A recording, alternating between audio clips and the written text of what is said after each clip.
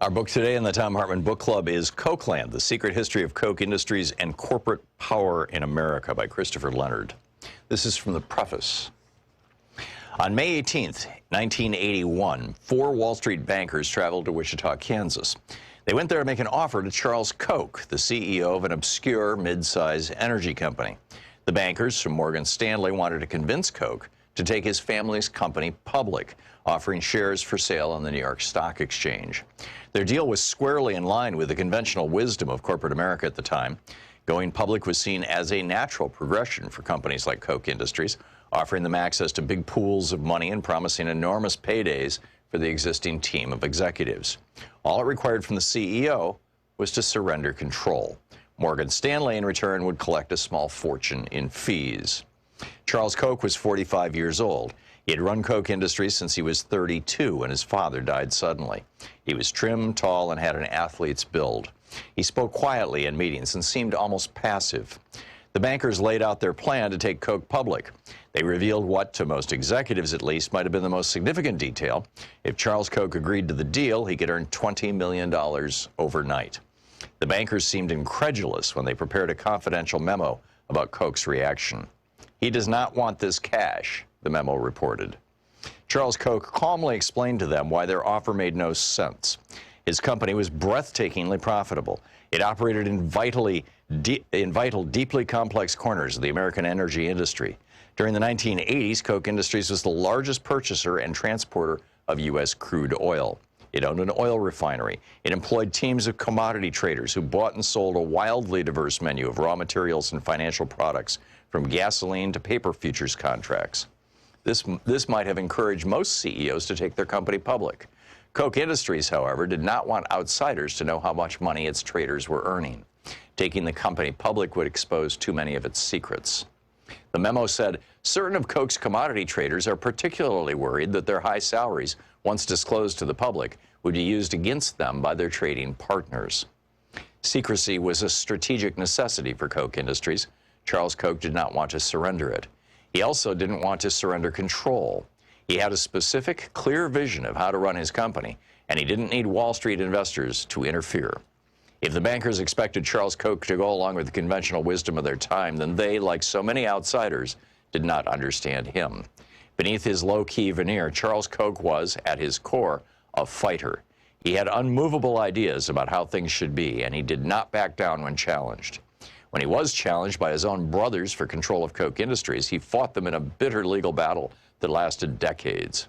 When he was challenged by members of a powerful labor union during his first years as CEO, he fought them even as they committed an act of industrial sabotage that nearly destroyed Koch's oil refinery. When the FBI and the U.S. Department of Justice launched a criminal investigation into Koch Industries' oil gathering business, Charles Koch fought them with every legal and political tool at his disposal. When a liberal Congress and President Barack Obama sought to impose regulations on the fossil fuel industry to control greenhouse gas emissions, Charles Koch fought them in ways that changed U.S. politics.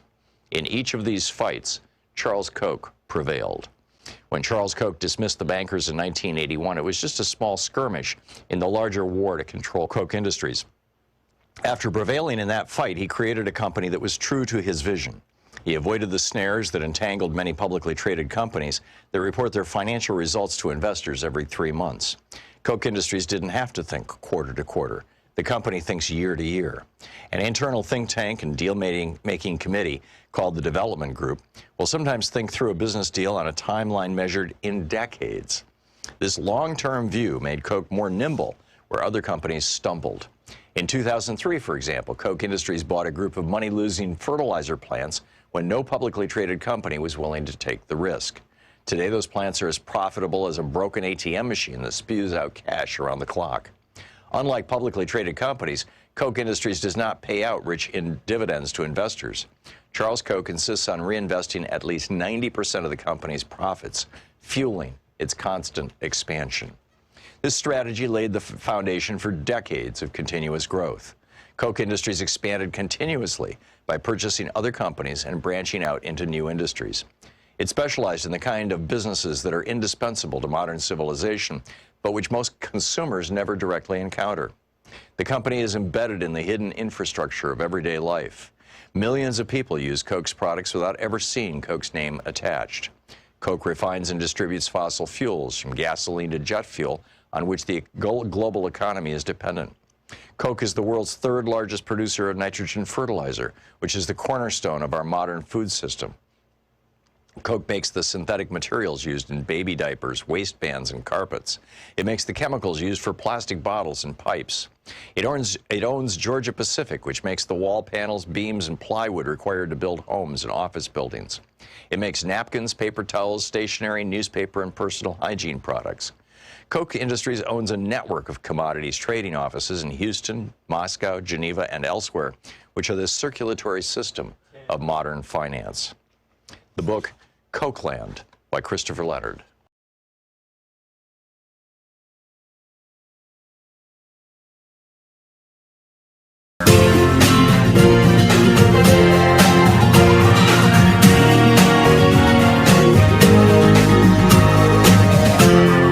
This is the Thom Hartmann Program. And it's midweek here, middays with Mark. Congressman Mark Pocan will be with us in just a second for the hour taking your calls. Just a quick update or a quick reminder or whatever you'd call it, that in the second hour of our program, we've got a whole huge pile of news here we're going to get through and various takes on it. Trump says he's going to extort sanctuary cities if they want pandemic relief. The state of Iowa is saying to their workers, hey, get screwed. And there's a whole huge bunch of news in the billionaire war on working people in the United States. Florida has told their medical examiners to stop releasing coronavirus death data. Apparently, Ron DeSantis has figured, well, if you can't stop people from dying, at least you can cover it up.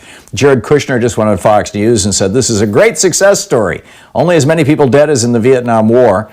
We've got some election news that's pretty startling stuff, particularly about the New York primary.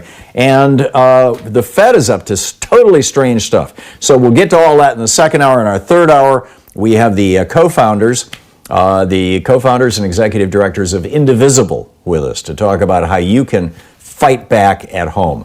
But it's Wednesday, it's the first hour of the day, and our typically first hour Wednesday is Middays with Mark. Congressman Mark Pocan, the co-chair of the Congressional Progressive Caucus, taking your calls for the hour at 202-808-9925. And Congressman Pocan, welcome back. How did your trip to Washington, D.C. go, and what's at the top of your mind for today before we start taking calls here? Sure. Well, it turned out we went to D.C. For a vote that 5 people voted against, and they put hundreds of people on planes across the country in order to do that. I think a lot of us are a little frustrated that there's not a better response to, one, how we can do proper oversight remotely, which we can do because I think everyone's experienced Zoom and other technology and how to do that.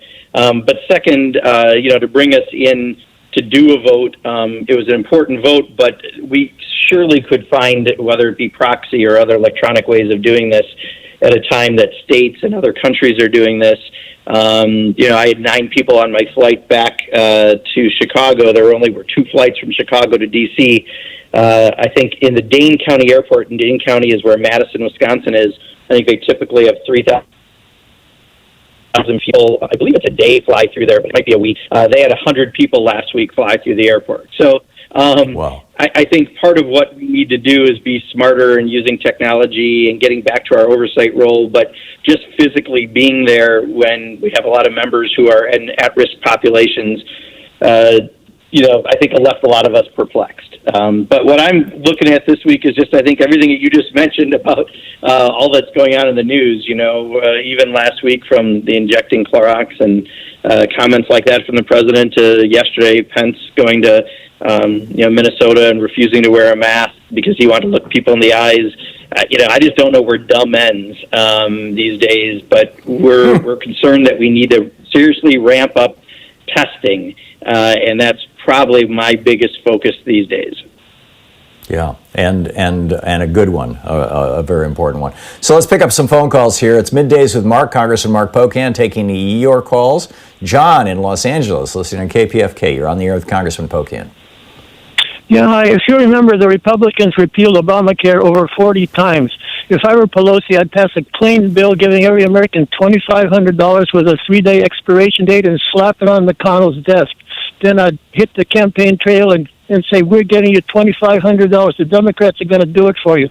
And when the Republicans won't do it, then you come back, you do it again with $2,000. All right, we couldn't get $2,500. We're going for $2,000. Slam that on McConnell's desk and keep doing that and go down. And you know, I think that would be a really good way, good propaganda, and to show that you're really fighting for the average person, and you're trying to give them more than a measly $1,200. That's my suggestion, and I think that would be a good thing to do. Yeah, I think, John, I agree with you in that, that is some of what we're trying to do, right? We're trying to get more regular payments to people because people are going to desperately need it. We can see where the unemployment numbers are. We're trying to help those small businesses to be able to keep people employed, and I think a lot more needs to happen in that end. I think part of the problem, in the next bill, we will be leading it out of the House, and that's good news, and it won't be next week, but the following week we will likely vote on the CARES 2 package, or whatever we officially call it, but up to this point it's been CARES 2. The problem is, McConnell has not been very cooperative on doing things that obviously would help people, but just throwing something on his desk, he's already got hundreds of our bills on his desk, and he seems to be fine with that. I don't know if that strategy in and of itself is enough. I think we've put out that we want to do some of these things. We're trying to bring them cooperatively with us because it does make it much easier to have legislation actually pass, and people need it right now. So I think that strategy has been sound. But, we yesterday, Pramila Jayapal and I, who are co-chairs of the Progressive Caucus, had a great conversation with Steny Hoyer, trying to stress our priorities. We're doing the same thing, I think, later today with Nancy Pelosi. We're working to get the very best things we can have in there. How exactly that will come out of the caucus, I think, is going to need that leadership support. And I think that's part of what we're building now. And the most important thing, and you'll probably hear it later from the folks from Indivisible, is to be able to call your members of Congress and really try to get those things included in the next package. Jared in Downingtown, Pennsylvania. You're on the air with Congressman Pocan. Hello, Tom, and hello, Congressman Pocan. I'm calling today to ask you if it's fair to say that America is a failed state at this point. I mean, if you look at places like China, Singapore, South Korea, or Germany, they all have dealt with this situation far better than us. And why is that? Because they have strong, competent governments that actually work. They don't have this libertarian, Ayn Rand, free market ideology that seemed to sprout up from England and carried over to America, and we just have been thriving on. And I'd like to get your take on that. Yeah, I mean, there's no question. Donald Trump and his administration have handled this awfully. Even right now, they're trying to force reopening, but you can't reopen unless you have testing in place and tracing and other things that we are being told by every medical professional to do. And, we've still just tested a little over 5 million people in this country, which is pathetic. South Korea has done a significantly better job, and unfortunately we're never going to get to be as good as what they did because we haven't done the right decisions. I think the stat I heard this morning, and I'm trying to get it verified, but we have 4% of the world's population, but 27% of the world's coronavirus cases. I mean, that alone is a damning statistic to how this administration has mishandled every aspect of this. So right now, I'm working in Wisconsin with my governor, trying to get him to increase testing in some unique ways, not waiting for federal supplies that aren't coming. And I think we found some ways to do that. We're going to have to keep working around the federal government. So whether that's a failed state, Jared, I don't know what the best terminology for it is, but clearly Donald Trump has completely fumbled this in a way that has made tens of thousands of people die who didn't need to die, and now we're just trying to figure out how to best get those testing numbers up, get tracing in place, so that if we're going to be forced to reopen before we should, and we're supposed to wait till we have, I think even by the administration's guidelines, 14 days of not having increases in cases in any given state, which no one is really at, we're going to need to be very creative in working around Donald Trump. And unfortunately, that's in many ways the best we have. Yeah, and Mike Pence without a mask. It seems. Absolutely. I mean, how ridiculous that was yesterday. Yeah, showing up at the Mayo Clinic where they tweeted that everybody's required to wear a mask and he doesn't. It's like insane. Congressman Mark Pocan taking your calls for the hour. Don't forget. Yeah, they did have to take the tweet down because they were, in my opinion, they're afraid of the White House. Congressman Mark Pocan, the co-chair of the Congressional Progressive Caucus, taking your calls for the hour. Middays with Mark. Pocan.house.gov. You can tweet him at Rep. Mark Pocan. This is the Thom Hartmann Program. Congressman Pocan taking your calls for the hour here on Middays with Mark on the Thom Hartmann Program. Stick around. We'll be right back.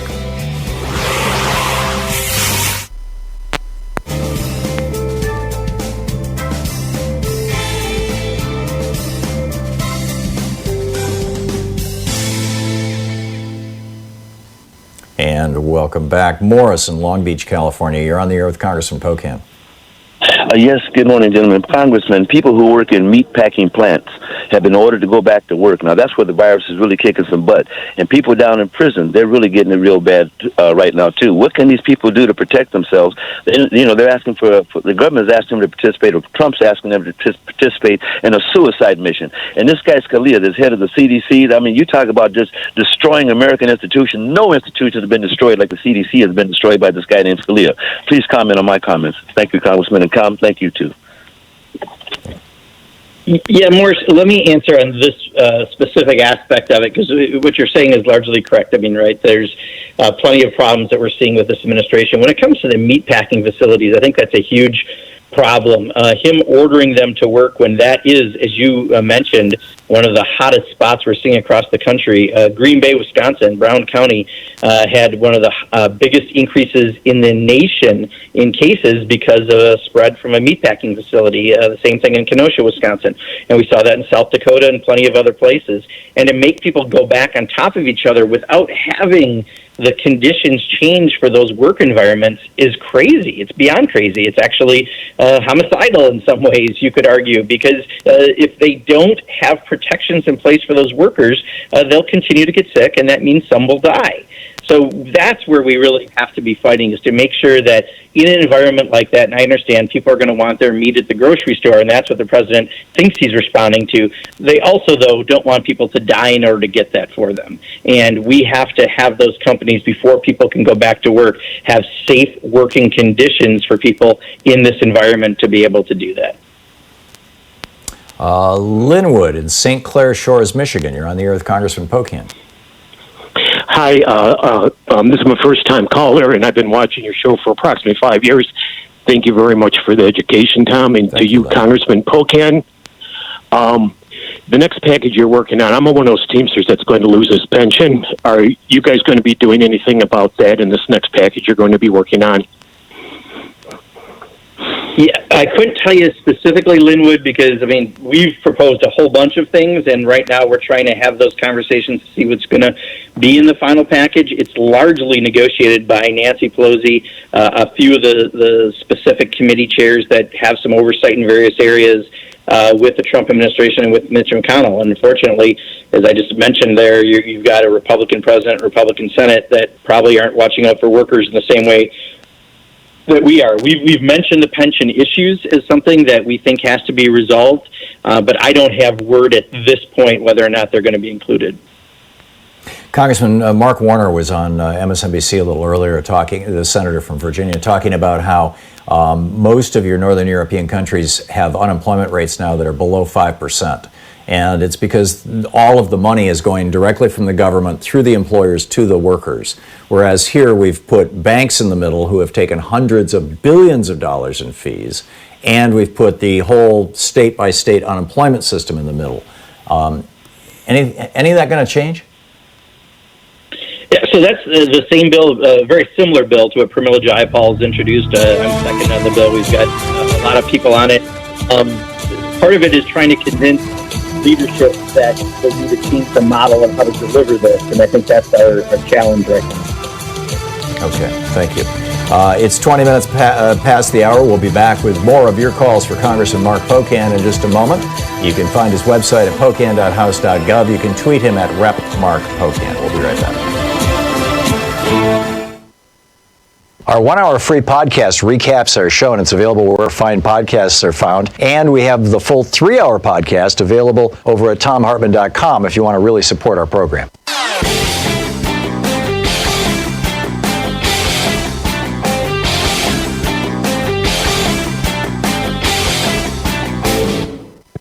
We have a new video over at ThomHartmann.com for the people who support our program, and it's an interesting one. The phrase, pull yourself up by your bootstraps, has a really interesting history, and the exploitation of that phrase and that history by right-wingers in 20th century America, or late 20th century America, now 21st century America, also has a fascinating and rather grim history.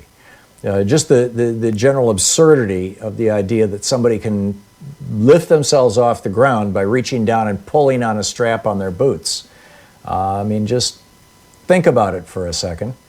But it's used. This is used as justification by right-wingers, particularly over the last 40 years since the Reagan Revolution, to say, poor people, their poverty is their own fault. Check it out. It's over at ThomHartmann.com.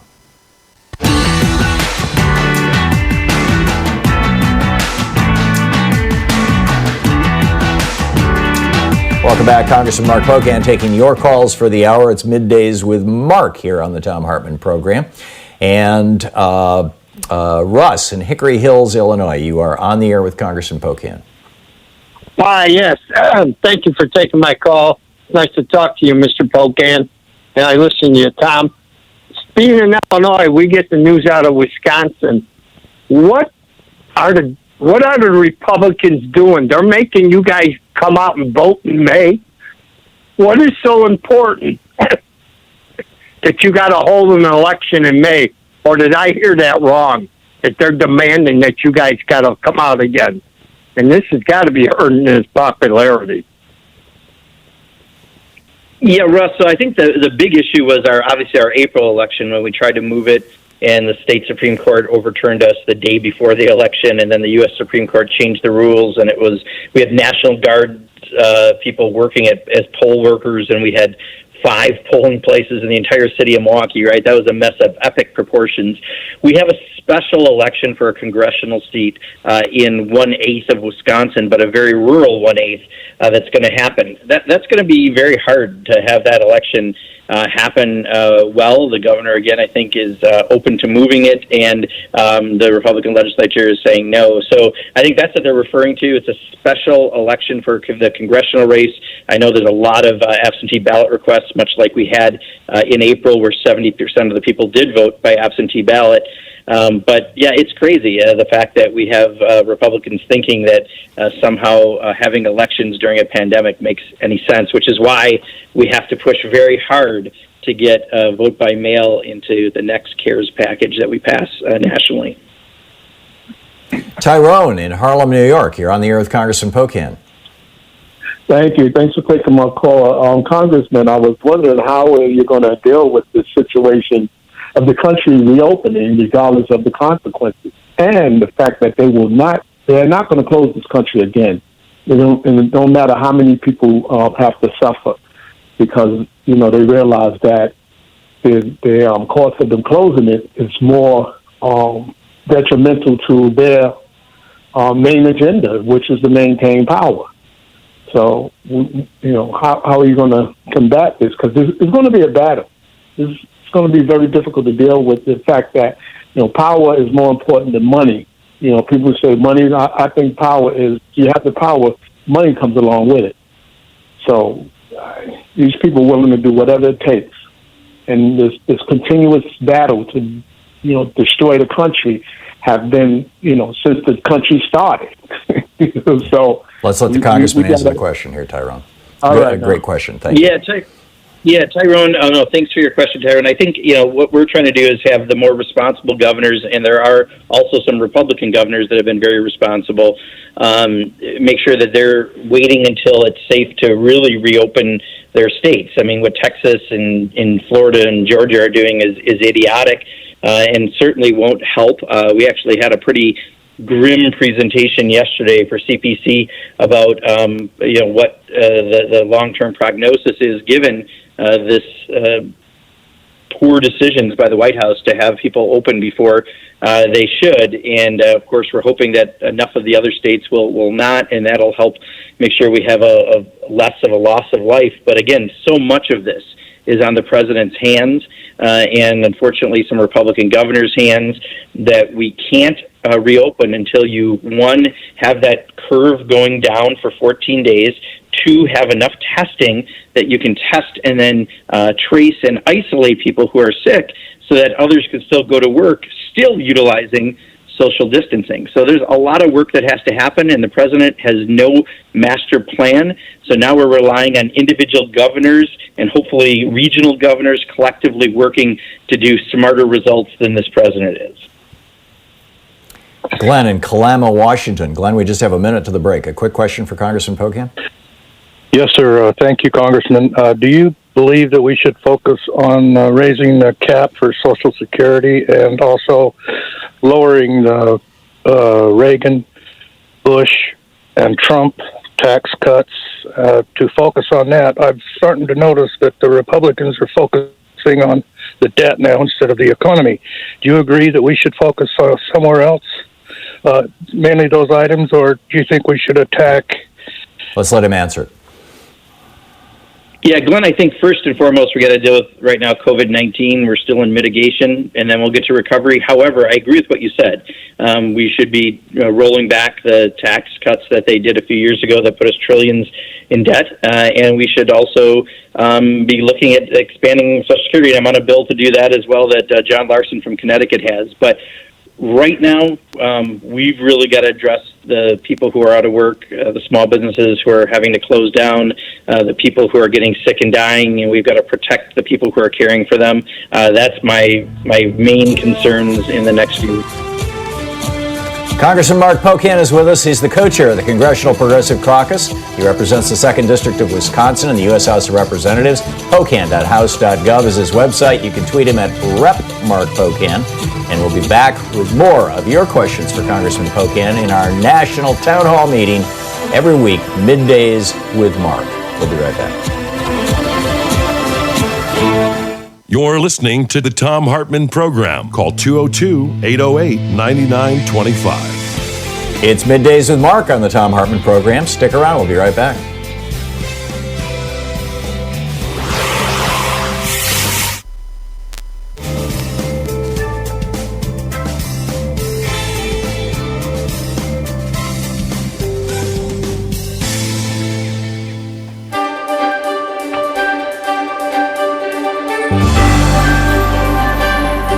Today's book in the Thom Hartmann Book Club is Impeachment, A Citizen's Guide by Cass R. Sunstein. This is from Chapter 1, titled Majesty and Mystery.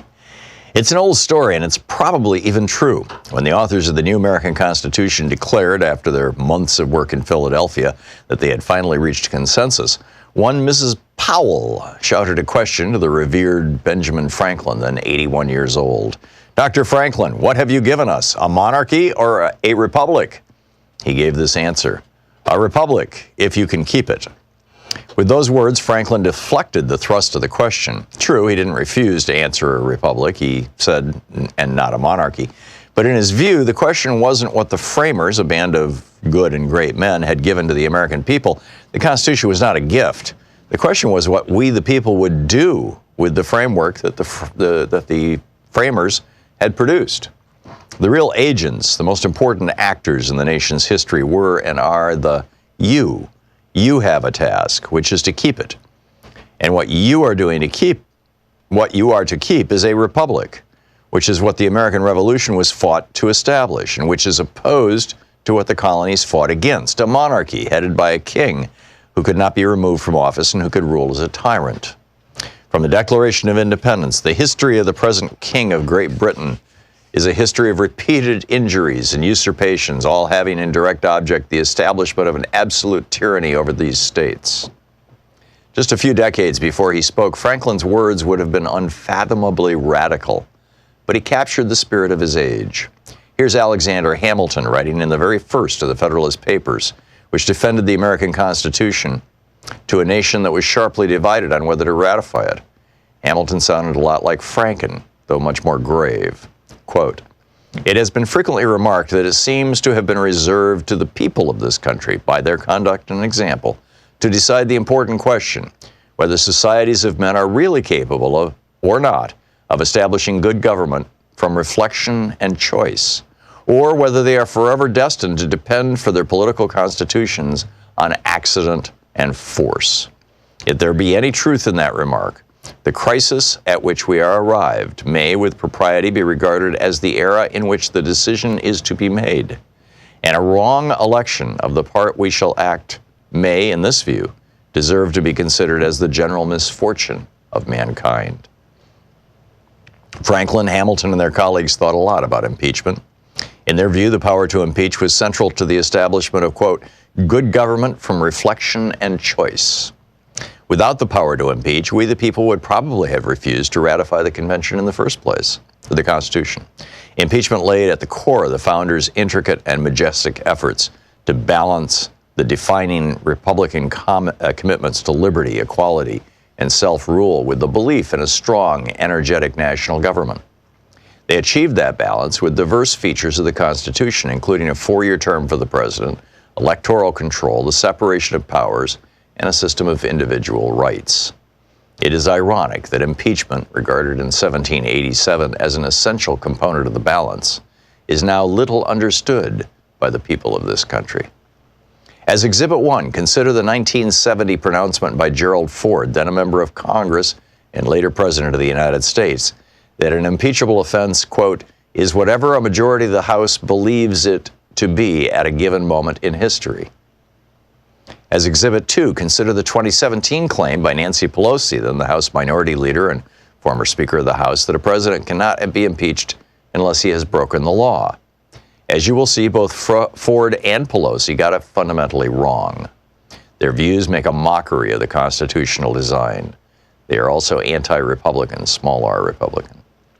In American history, 3 presidents have been subject to serious impeachment proceedings: Andrew Johnson, Richard Nixon, and Bill Clinton. During the impeachment process against Nixon, I was in my late teens. In a way, the controversy was inspiring. We the people were rising up against a president who had apparently done awful things. But I liked Nixon, and I didn't much like the Democrats, and I was torn. Riveted by the national debates, I wondered, are people trying to impeach Nixon because they hate him and his policies, or because he actually did something terribly wrong? Like many millions of Americans, I also wondered, what is impeachment all about anyway? The very word was unfamiliar and seemed like a kind of relic, something from a bygone age. The nation and Nixon himself received an unforgettable civics lesson back then in the 1970s, but I'm not sure we got a full answer to either question. When I decided to go to law school a few years later, I can't say that I was motivated by the Nixon proceedings, but they certainly helped to inspire my interest in our constitutional system. Like many others in my law school class, I was certain that some courses would be focused on the intriguing questions raised by Nixon's resignation. Above all, what were the framers doing with that impeachment provision? What are high crimes and misdemeanors? But no class spent as much as a single minute on impeachment. It was as if the whole topic was irrelevant, part of history's dustbin, a tiny footnote to the real issues in constitutional law. Sure, we talked about the power of the president, about when he could make war, about what he could do on his own. Impeachment by Cass Sunstein.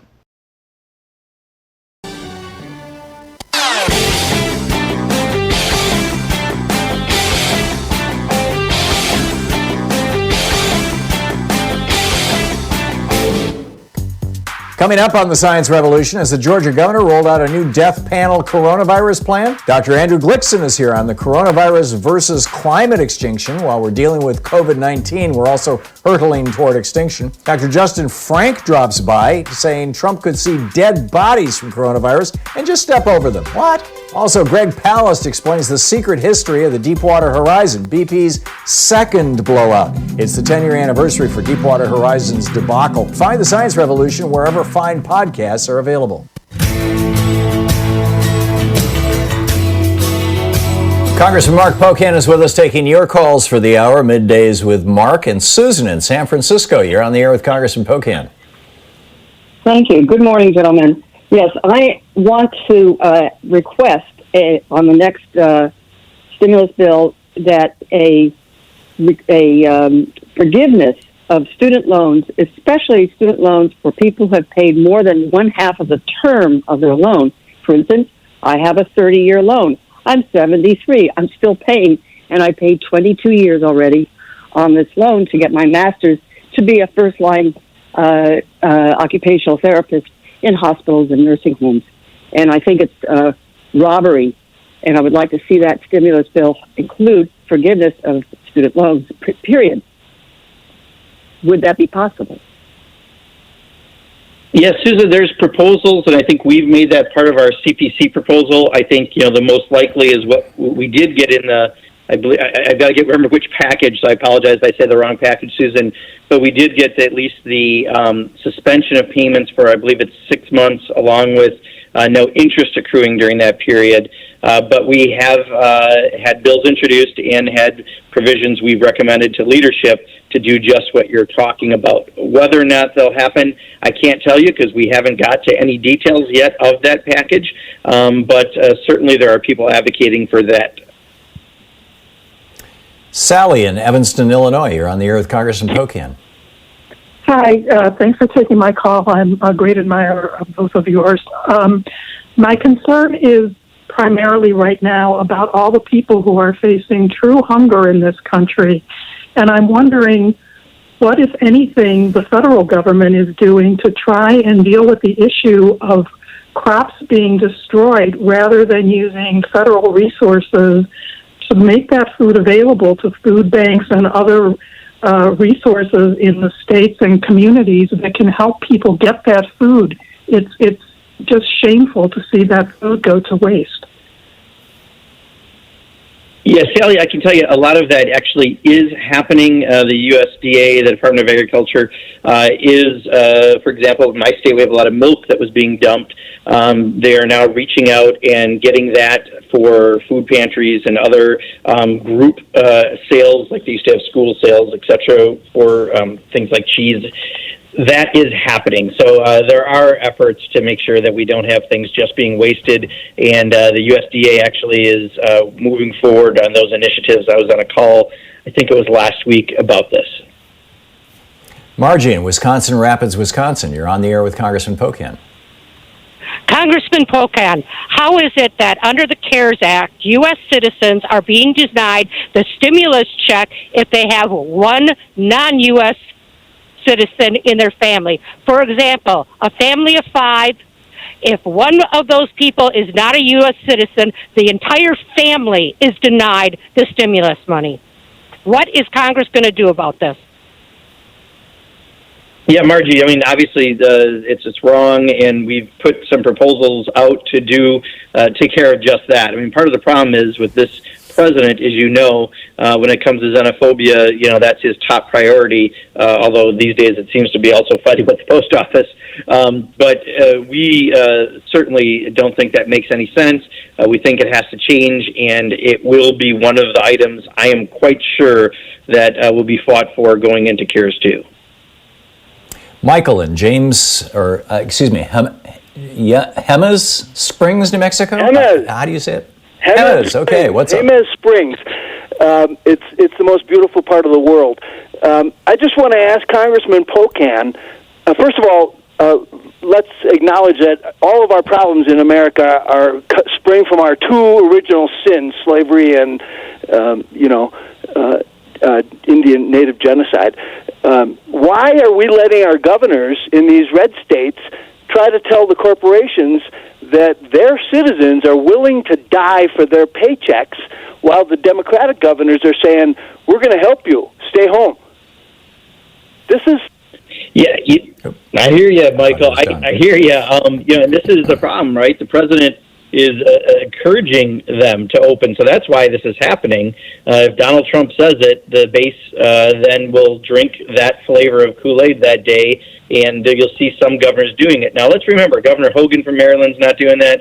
Governor DeWine in Ohio has been far more cautious, so it's not every Republican governor, but certainly enough that it's not going to help us nationally. Our numbers won't go down like we need them to, and that's going to cost us all in the long run. But this is part of the calculation right now that Donald Trump is making, and it's one that's going to cost an awful lot of lives. But they have the ability to, because they're the governor of their states, and this president is trying to say it's up to governors because he's trying to pass the responsibility for what he's already failed in doing adequately. Well, and Republican Governor Kim Reynolds of Iowa has come right out and said, because we have opened the state back up, you are no longer eligible for unemployment benefits if you don't show up for work. We consider that a voluntary separation. Do you think that that's the main hidden agenda here, is basically, quote, open the state and thus, no longer have state liabilities for unemployment insurance? Most of that, though, is paid for by the employer and through the state level, right? I mean, we are paying for the surge, and we're paying right now federally for things like WorkShare, which are a great program, and unfortunately only 27 states and D.C. have it. But I think a lot of this is Donald Trump just trying to say that he fixed it and that it's not a problem, because he doesn't want to admit that he has probably killed more Americans than anyone, including in wartime. And I think it's, again, about the tremendous ego that Donald Trump has and the narcissism that he has. I mean, every press conference, it's about how good of a job he's doing, not about the people who are dying or who are working the front lines. So I wish it was something as simple as that, Tom. Unfortunately, I think it is something far more difficult, in that Donald Trump is trying to somehow not have blame onto him, and it's more about his ego than anything as specific as the UI accounts. Yeah, remarkable. Richard in Santa Fe, New Mexico, you're on the air with Congressman Pocan. Hi, Congressman. Thank you, Tom, for taking my call. Regarding the stimulus checks, no one I know has gotten one, and I saw in the news today that, Trump says, no more checks. It's like, really? I laughed. Haven't gotten one. And I have a friend in Canada who was furloughed like 3 weeks ago. He's gotten two. And so how come Congress, I'd like to see Congress raise the rafters about this. You want us to isolate, but got to put food on the table, So anyway, it would be nice to see, I don't know, something, because it's absurd, really. Yeah, well, I mean, first of all, the $1,200 check was not our idea. That was Donald Trump's idea, because he wanted to give everyone his autograph and look like he's giving you a gift, right?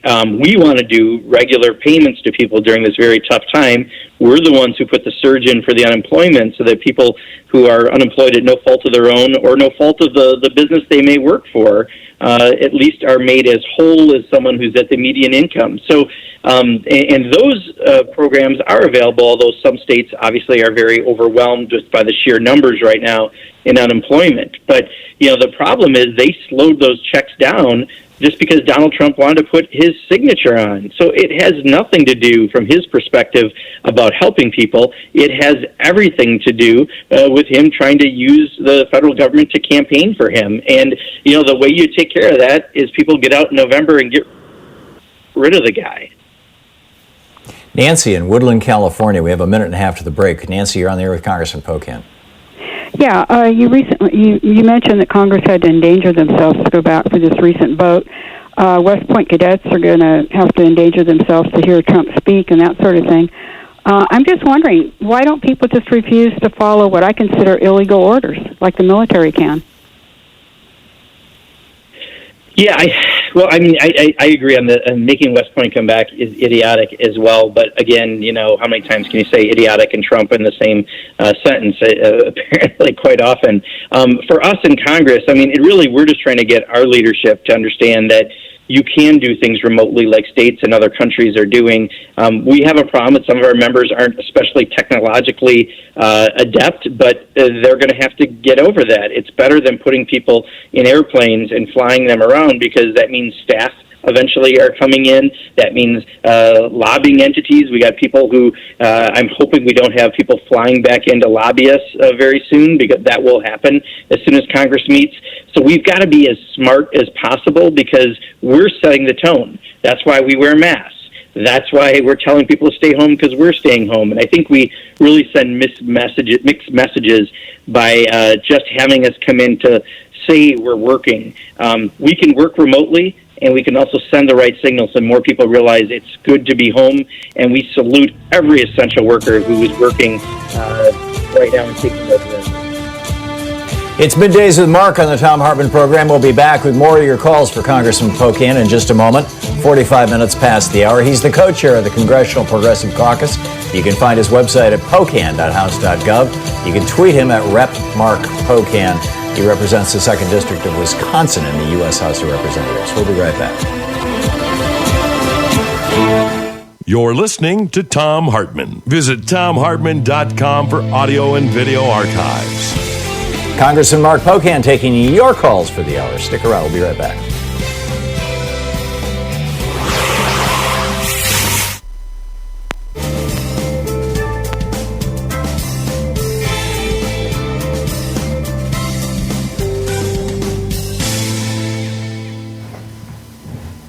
And welcome back. Let's see here. John in Portland, Oregon. You're on the air with Congressman Pocan.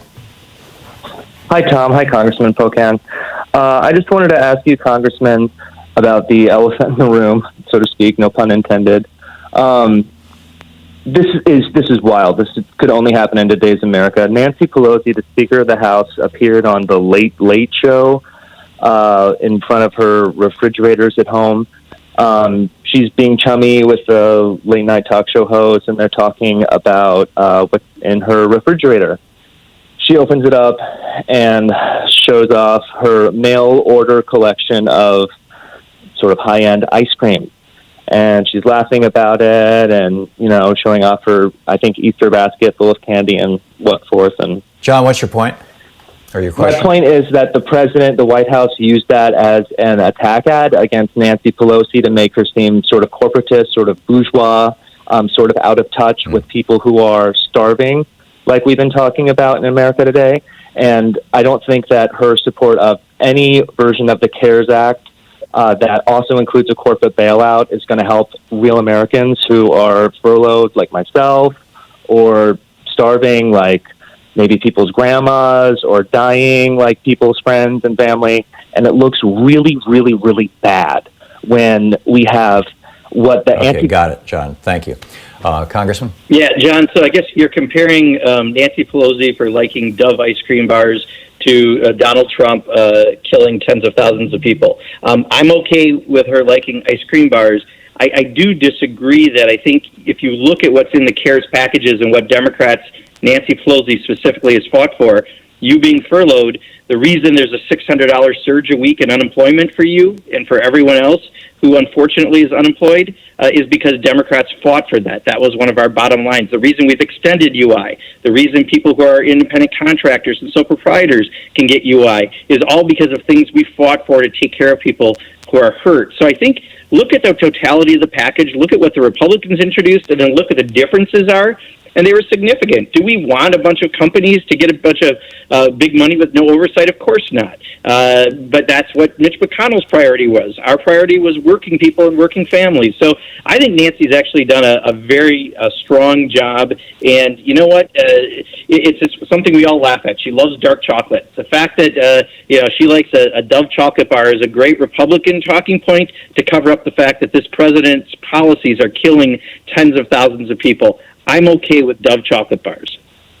Yeah, I think perhaps we have 50 seconds.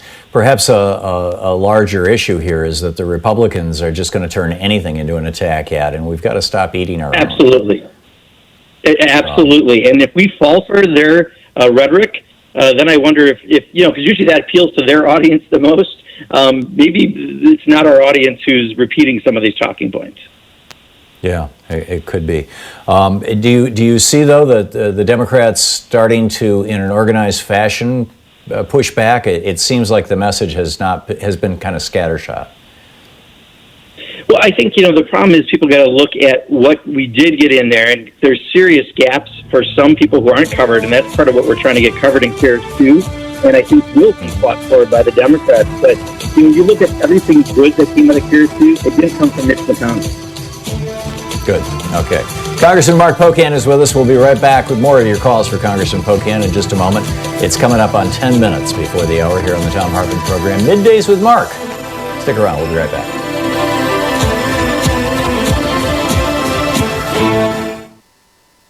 Did you know that Ronald Reagan committed treason to become president in 1980 and George Herbert Walker Bush was in on it and he avoided being prosecuted for this in 1992 with a little help from Bill Barr? It's on page 116 of my book, The Hidden History of the Supreme Court and the Betrayal of America.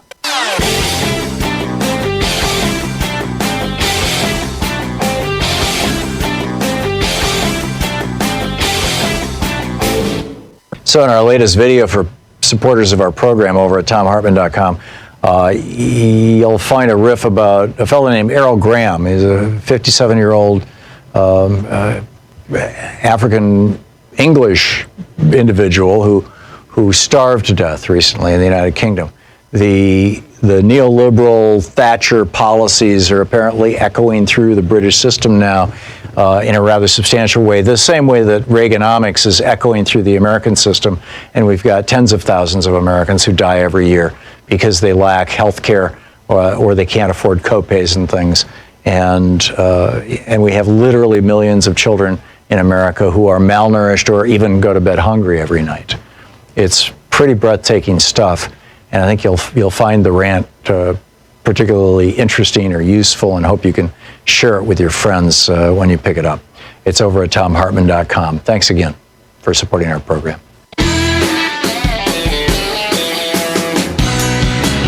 Mark Pocan taking your calls for the hour. He's the co-chair of the Congressional Progressive Caucus. And let's see here, Ron in Penyon, New York. Am I saying that right, Ron? Yes. Gentlemen, my question is, if the next package gets approved, I'm talking about the $2,000 a month, do you know if that would go back to, say, March 15th? I'll take my answer off the air. Thanks. Bye. Yeah, Ryan, no idea, because I don't know if that idea was something the Republicans will go with, much less if it would be retro or not. I just don't know that. My guess is it wouldn't be retroactive because they did have things like PPP and the unemployment in place. So just a guess, no, but I can't give you a definitive answer. Jeff, watching us live on Twitter in Moorhaven, Florida. Jeff, you're on the air with Congressman Pocan. Thank you. I've been listening to something about an energy currency, which can be printed up either on a federal level or state level. And it's used only for human survival needs like health care, education, food, shelter, etc. Once that's printed up, it's printed, it's used, and then once it hits the banks, it's destroyed so it doesn't create inflation. But everything gets done like the Ithaca dollar used to be or something like that. I don't know why we can't do something like that, because you're not going to get help from the federal government. New York is going to have to beg for their money. It's our money we put in anyhow that we're asking for it back now. And we have a Senate which is horrendous. And we have the beginning. Jeff, what's your question? But the question is, why can't we just print that money up? Okay, got it. Yeah, Jeff, well, I think you kind of answered the question by when you stated the problem that we have right now with the Senate and why we're not allowing states to get the federal money they need. I don't see Mitch McConnell allowing the printing of another type of currency if he hasn't supported getting out the resources that people need right now. So it may be an intriguing idea, but I don't see Mitch McConnell going there. Jeff in Portland, Oregon, you're on the air with Congressman Pocan. Hey, good morning, Tom and Congressman Pocan. Thanks for the great town hall. I hope you're both doing well. Congressman, the bottom has fallen out for millions of our fellow Americans. A third of renters couldn't pay their rent this month. We have food bank lines stretching for miles, unemployment levels approaching the Great Depression. On the plus side, we're fortunate to have a growing number of strong progressives like yourself. So the question, Congressman Pocan, can and will the Progressive Caucus band together, not unlike the Tea Party once did on the right, use your leverage to demand the next package include $2,000 a month basic income for every American, expanded Medicare for all COVID patients, hazard pay for all essential workers, and last but not least, money for city, states, and the post office, including vote by mail? Yeah, Jeff, so I know some groups are trying to encourage, in fact, I think Indivisible probably will in a couple hours when they're on the program, encourage members to take a pledge to vote against it. But until you know what's in a bill, it's extremely hard to actually pragmatically expect anyone to do that. We have a lot of priorities. In fact, another priority you didn't mention is the one that Mark Warner and Pramila Jayapal have slightly different bills, but would provide to cover the income for people, for businesses that are hurt. I think that's a really important thing we've got to deal with, and that's not in what you just mentioned. I think there's a number of things that are really important, but we're going to have to see in the totality what's in a final bill. And yes, we can vote something down if it doesn't have some of our priorities, but right now, from what we're hearing, we're going to be having our leadership fight for many of the priorities that the Progressive Caucus put in there. So until we see the final package, I'm not a big fan of taking pledges on things that we don't know what's in it yet, and I'm not real. I think the effort would be better focused on convincing leadership that these are things that are strong measures and that would help people the best and be the best way to deliver some of these priorities. So I hear what you're saying, and we are fighting for all those programs. I don't know if a blind pledge makes a lot of sense right now. I think there's better things we can do to try to get them included. Congressman, we have only a little less than 1 minute left before the end of the show, not quite enough time to put another caller on. Your thoughts on what's coming up this week, where we should be focusing our activism, what we should be looking for? Well, again, the fact that CARES 2 is probably going to be voted on in not next week, but the following week, we should be making sure that everything that needs to get included as a priority is being actively campaigned for, and by that means calling your members of Congress and trying to get those included.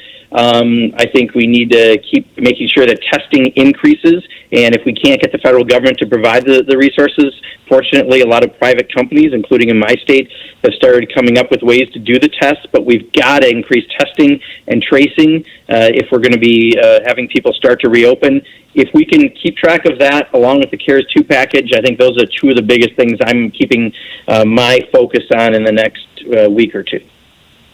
Are you expecting that to come through, the CARES 2 package? Yes, we think it's going to happen not next week, but the following week. That's why. So it's very, very timely we're talking about it. Great. Okay. Congressman Pocan, thanks so much for dropping by. It's great to talk with you, and I look forward to seeing you next week. Of course, Tom. Thank you, as always. Thank you, and stay safe, please. We'll be back with more news of the day and your calls right after this.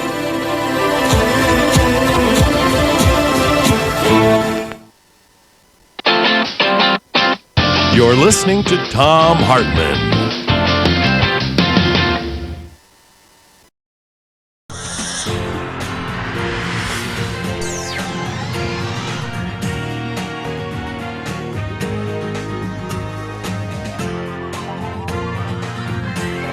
We say fight back!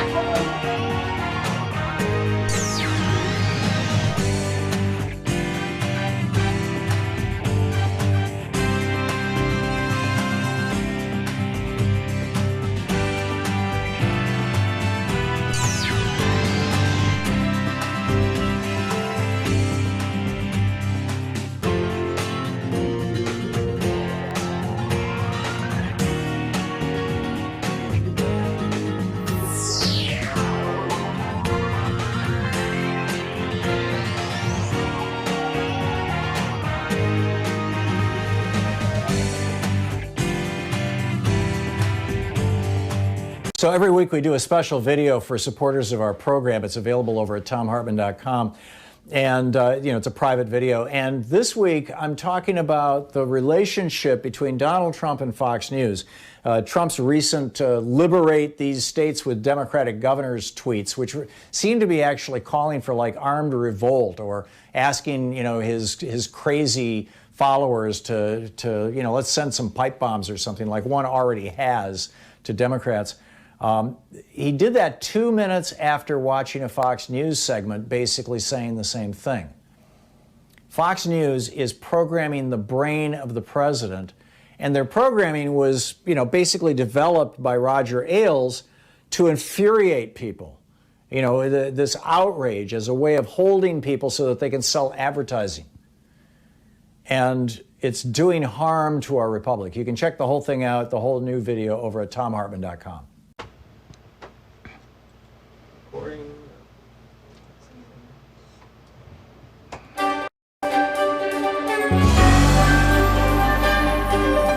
Our book today in the Thom Hartmann Book Club is Defying Hitler by Sebastian Haffner, a memoir. This is from chapter 17, about a little more than a third of the way into the book. At first, the revolution only gave the impression of being an historical event like any other, a matter for the press that might just possibly have some effect on the public mood. The Nazis celebrate January 30th as their day of revolution. They are wrong. There was no revolution on January 30th, 1933, just a change of government. Hitler became chancellor, by no means the Führer of the Nazi regime. The cabinet contained only 2 Nazis apart from him. He swore an oath of allegiance to the Weimar Constitution. The general opinion was that it was not the Nazis who had won, but the bourgeois parties of the right, who had captured, in quotes, the Nazis and held all the key positions in the government. In constitutional terms, events had taken a much more conventional, unrevolutionary course than most of what had happened during the previous 6 months. Outwardly also, the day had no revolutionary aspects, unless one considers a Nazi torchlight procession through Wilhelmstrasse or a minor gunfight in the suburbs that night as signs of a revolution. For most of us outsiders, the experience of January 30th, 1933 was that of reading the papers and the emotions we felt while we were doing so. The morning headline was, "Hitler called to president." That produced a certain nervous, impotent irritation. Hitler had been called to the president in August and November. He had been offered the vice-chancellorship and then the chancellorship. Both times he had set impossible conditions, and both times there had been solemn declarations, "Never again." Each time, "never again" had lasted exactly 3 months. Hitler's opponents in Germany at that time suffered from a compulsive urge to offer him everything he wanted, indefatigably, and at an even cheaper price, indeed to press it upon him. It's the same now with his opponents outside Germany. Again and again, this appeasement was formally renounced, and again it gaily reappeared at the crucial moment. Just so today. Then, as now, one's only hope was Hitler's own unreasonableness. Would it not sooner or later exhaust the patience of his opponents? Then, as now, it became apparent that their patience knew no bounds. At midday, the headline said, "Hitler makes impossible demands." We nodded, half reassured. It was only too credible. It would have gone against his nature to ask for less than too much. Perhaps the cup had once more passed from us. Hitler, the last defense against Hitler. At about 5 o'clock, the evening papers arrived. Cabinet of National Unity formed Hitler Reichschancellor. I don't know what the general reaction was. For about a minute, mine was completely correct. Icy horror. Certainly this had been a possibility for a long time. You had to reckon with it. Nevertheless, it was so bizarre, so incredible to read it now in black and white. Hitler Reichschancellor. For a moment, I physically sensed the man's odor of blood and filth, the nauseating approach of a man-eating animal, its foul, sharp claws in my face. Then I shook the sensation off, tried to smile, started to consider, and found many reasons for reassurance. That evening, I discussed the prospects of the new government with my father. We agreed it had a good chance of doing a lot of damage, but not much chance of surviving very long. A deeply reactionary government with Hitler as its mouthpiece. Apart from this, it did not really differ much from the 2 governments that had succeeded Bruning's. Even with the Nazis, it would not have a majority in the Reichstag. Of course, that could always be dissolved, but the government had a clear majority of the population against it, in particular the working class. which would probably go communist now that the Social Democrats had completely discredited themselves. One could prohibit the communists, but that would only make them more dangerous. In the meantime, the government would be likely to implement reactionary social and cultural measures with some anti-Semitic additions to please Hitler. That would not attract any of its opponents to its side. Foreign policy would probably be a matter of banging the table. There might be an attempt to rearm. That would automatically add the outside world to the 60% of the home population who were against the Hitler government. Besides, who were the people who had suddenly started voting Nazi in the last 3 years? Misguided ignoramuses, for the most part, victims of propaganda, a fluctuating mass that would fall apart at the first disappointment. No, all things considered, this government was not a cause for alarm. The only question was what would come after it. It was possible that they would drive the country to civil war. The communists were capable of going on the attack before a prohibition against them came into force. The next day, this turned out to be the general opinion of the intelligent press. It is curious how plausible an argument it is, even today, when we know what came next. How could things turn out so completely different? Perhaps it was just because we were all so certain that they could not do so and relied on that with far too much confidence. So we neglected to consider that it might, if worse came to worse, be necessary to prevent the disaster from happening.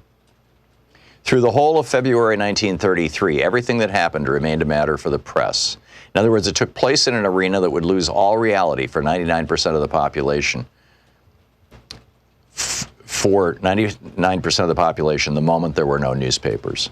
Admittedly, enough occurred in that arena. The Reichstag was dissolved, then in a flagrant breach of the Constitution, Hindenburg also dissolved the Prussian regional parliament. There were fast and furious changes of personnel in the civil service. The book Defying Hitler.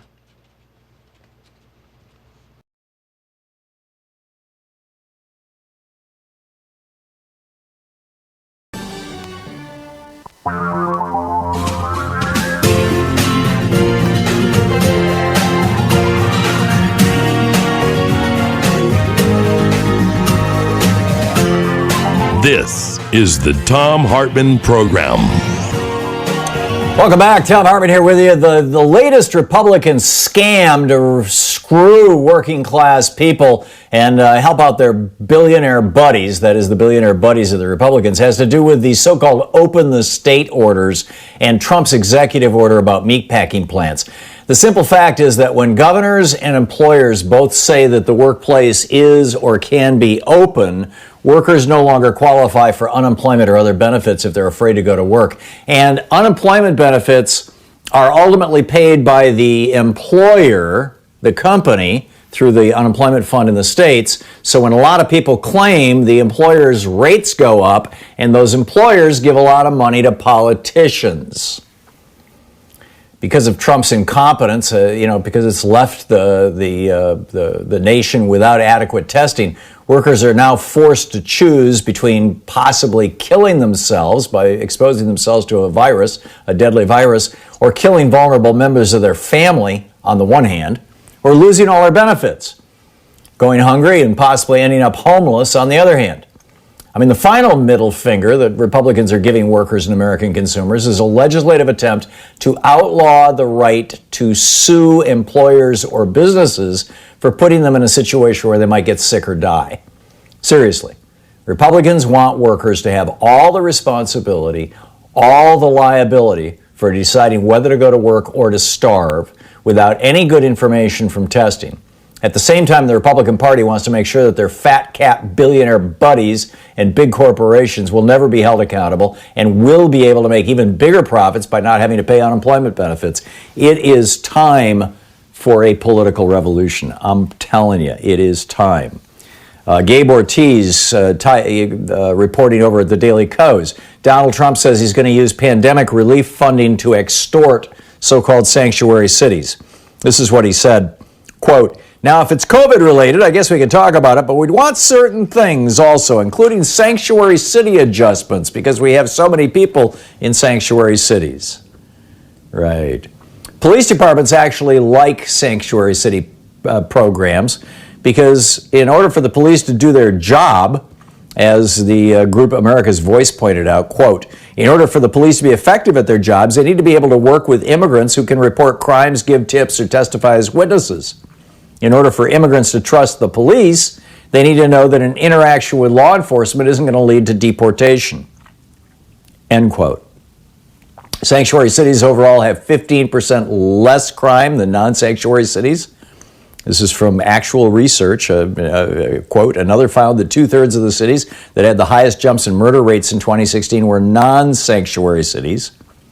The ACLU came out and tweeted this morning, we cannot allow the Trump administration to exploit a public health crisis to further their anti-immigrant agenda. Meanwhile, apropos of what I was just ranting about, Governor Kim Reynolds of Iowa, again, keep in mind these big corporations, they don't like paying unemployment benefits. And so they go to Republican governors and say, you know, here's some more money for your reelection. Please screw the workers. Right? That's what's going on, in my opinion. And Iowa is warning laid-off workers. Remarkable. Iowa is warning laid-off workers that they'll lose their unemployment benefits if they refuse to return to work when their employer calls them back. Governor Kim Reynolds is moving to partially reopen 77 of the state's 99 counties this Friday. Restaurants, bars, malls, fitness centers, retail stores. Iowa Workforce Development, basically their Department of Labor in the state, is warning that failing to return to work out of fear of catching the virus will be considered a voluntary quit and disqualifies you for unemployment benefits. By the way, Iowa has one of the fastest growing rates of coronavirus infection in the nation.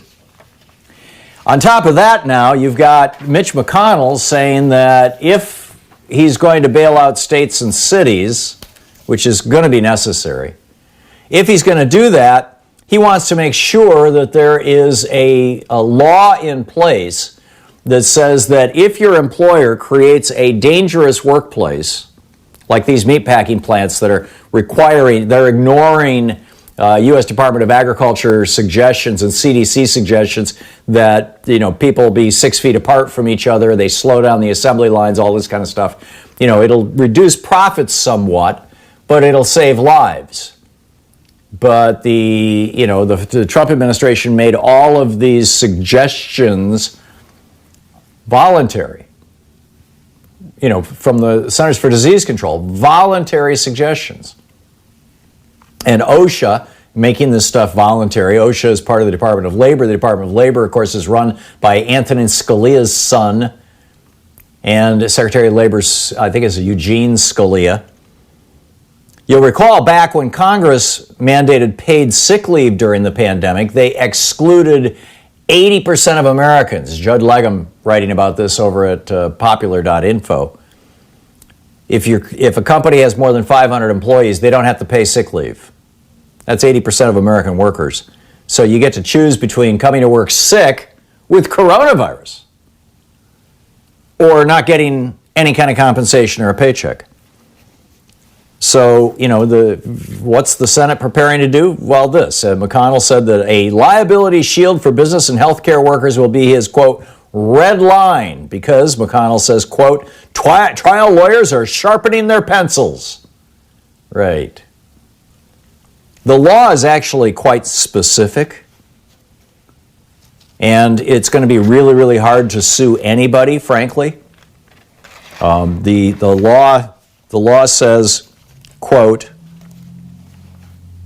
if your employer, this is from the Department of Labor, if your employer's negligence, if your health is compromised due to, quote, your employer's negligence, recklessness, or willful disregard for a safe work environment, you can, quote, recover damages for lost wages, medical expenses, and pain and suffering. In other words, you can sue if your employer is responsible. But it's almost impossible to prove that you got coronavirus at work when there's community transmission. I mean, it's going to be very, very difficult. But with this liability shield, it just makes it easier for employers to say, you're going to come to work, you're going to work in these horrible conditions, and if you don't, you're going to get fired, and you're going to get no compensation, and you're not going to get unemployment, you're not going to get food stamps, and you're not going to get anything. Let's just dump all the costs, all the burdens on the workers. And in fact, as Justin Wolfers, a professor at the University of Michigan, says, we actually want businesses to be scared of liability. You know, the Chamber of Commerce and Mitch McConnell saying, oh, you know, we don't want our businesses frightened. That's wrong. We take businesses, we want them to take responsibility. Justin Wolfers of the University of Michigan says all of tort law is about creating a strong incentive for people and companies to not act badly. What's crystal clear is if you let employers off the hook, they won't take safety precautions. Incredible. Meanwhile, in Florida, the state has told medical examiners to stop reporting the cause of death. Seriously.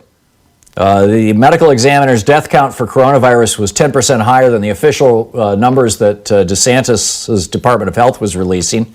And Dr. Stephen Nelson, the chairman of the State Medical Examiners Commission, says, well, we're going to change our policy. Right. Why? Privacy concerns. Last month, they tried to persuade the medical examiner's office in Miami-Dade County to restrict access to its death records. This is DeSantis. The county released the records anyway, but it looks like now they're withholding them. It's been 9 days. And by the way, these records don't include any names, but the DeSantis administration is saying we don't want anybody to know how many people are dying of COVID in Florida because it will compromise privacy. Right. Whose privacy? The employers? The governor? Anyhow, more Kushner, great success story after the break. Stick around. This is the Thom Hartmann Program. Yes, seriously, Jared Kushner was bragging on Fox News about what a great job they're doing. We've got a third of the deaths in the world, a quarter of the deaths in the world, a third of the cases in the world.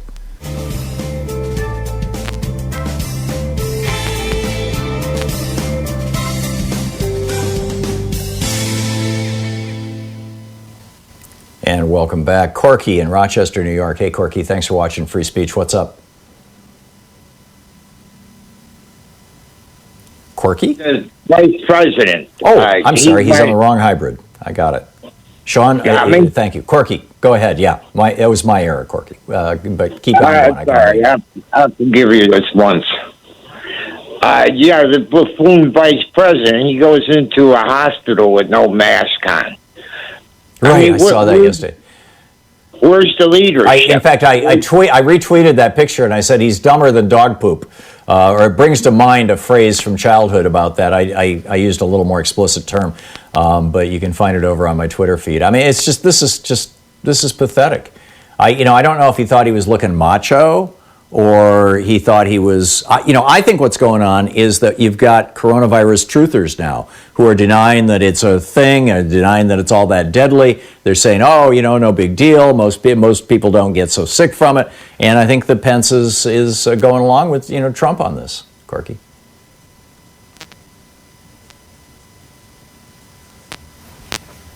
Okay. James in Spokane, Washington. Hey, James, what's on your mind today? Hey, Tom, how are you today? Good. What's up? Well, I want to change the topic a little bit and talk about the psychology of billionaires. Mm-hmm. It seems to me anybody striving for even $1 million or something would be OCD at least. And I trust Freudian psychology. There's a lot of common sense there. It just makes sense. These people are OCD. When you get $1 million or something, Tom, I think you're psychotic by that point in this capitalistic system. You get that many marbles. Well, the value of the dollar has fallen considerably. Let's say 5 million or 10 million. It's so $1 million, 6 zeros on the side of a one, or a lot of anything. Yeah, you're absolutely right. I think you're insane. Yeah. I have said many times in this program that I think that many of these people, many of these billionaires, are actually suffering from hoarding syndrome, which is a subset of obsessive compulsive disorder. And had the Koch brothers, for example, or pick your billionaire, right? Had they, and not obviously not all billionaires, but the ones who are just absolutely obsessed with getting $1 more, just $1 more. These are people who, had they been born poor or had they been born with a less adequate business skill set or without friends who could introduce them into a world where they could make huge piles of money, would have, newspapers up to the ceiling in their apartment, and they'd be keeping all their tin cans and jars and things. Now, obviously there are some billionaires who kind of lucked into it or who got good at it, and look at Tom Steyer, for example. He's created a national nonprofit to deal with climate change, and before that he was dealing with the unbanked. He took his $1 billion and he did some pretty good stuff with it. Bloomberg, you wonder if his good works are really like when John D. Rockefeller, when his I think it was Edward Bernays was his publicist, his PR guy, as I recall, and told him to go out and give shiny dimes, brand new shiny dimes to urchins, right, to beggars on the streets, excuse me, in New York City, which he did, and it got him the photo op. But anyhow, we'll be back. It's coming up on 20 minutes past the hour. Stick around. We'll be right back.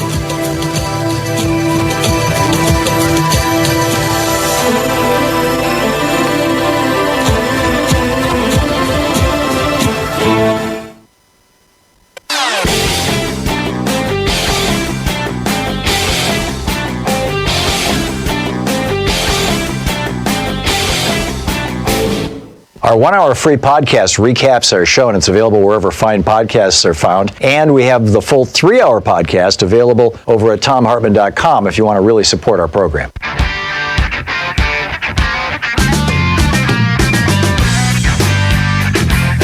Welcome back. Thom Hartmann here with you. So Jared Kushner was on Fox News last night saying, the American Bridge just sent out a thing about this. They said Donald Trump and his family of grifters have zero credibility. They point out that we just passed 1 million Americans with confirmed cases of this virus. We have more deaths than in 6 weeks than in 21 years of the Vietnam War. And Jared Kushner goes on TV last night and says, this is a great success story. And we shipped tons of medical equipment to China at Trump's direction. He said we were going to have 27 million tests by the end of March. No, not so much. We're just about to hit 5 million. And that's 5 million this entire period of time. We should be doing 5 million tests a day. That's crazy. It turns out Trump was given more than a dozen briefings on the coronavirus threat in January and February. The presidential daily brief, remember that one that was given George W. Bush that said bin Laden determined to strike inside the United States back in August of 2001? Well, same story. This is what Republican presidents apparently do, is they ignore risks, they ignore warnings, while they shovel tax cuts to billionaires and their buddies, often the same thing. And in fact, this presidential briefing was also shared with cabinet secretaries. They all knew. This was back in January. They all knew what was coming. They knew how it was coming. They knew how it was most likely to play out. And what did Trump do? He ignored it, and then he spent all of February saying, it's going to magically go away on February 26th. Within a couple of days, it's going to be down to close to zero. Later in the day, it's going to be like a miracle. It'll disappear. On March 10th, just stay calm. It'll go away, said Donald Trump. The CIA was all over this. They were tracking this in China, in Europe, in Latin America. In mid-February, Trump fired his acting director of national intelligence, Joseph Maguire. Why? Because Maguire allowed one of his employees, a senior analyst, to brief members of Congress, to testify before Congress, that the intelligence agencies of the United States had determined that in this upcoming election, the 2020 election, Russia was once again interfering with our election and was going to interfere even more, and, quote, had developed a preference for Trump. So Trump fires his director of national intelligence at the same time that the intelligence agencies are saying, hey, wait a minute, there's something going on here. It's, with the coronavirus. It's just mind-boggling. Meanwhile, you have 4 now state collectives to deal with the coronavirus. The fourth one is here out west, Oregon, Washington State, California, Nevada, And there's, in Colorado. That's right. Oh, Utah. Utah? One or the other. Yeah, I think it's Colorado. Anyhow, this is to get personal protective equipment, and they're doing it specifically to hide it from the federal government, to hide their purchases from the federal government. And they're using a more science-based regional approach to when to open up the states. You know, the Trump administration has rolled back federal regulations on environmental policy. Over 74 different laws, major pieces of legislation have been rolled back by the federal administration, all of which protect us from pollution and things that are profitable to these big corporations, but not to us.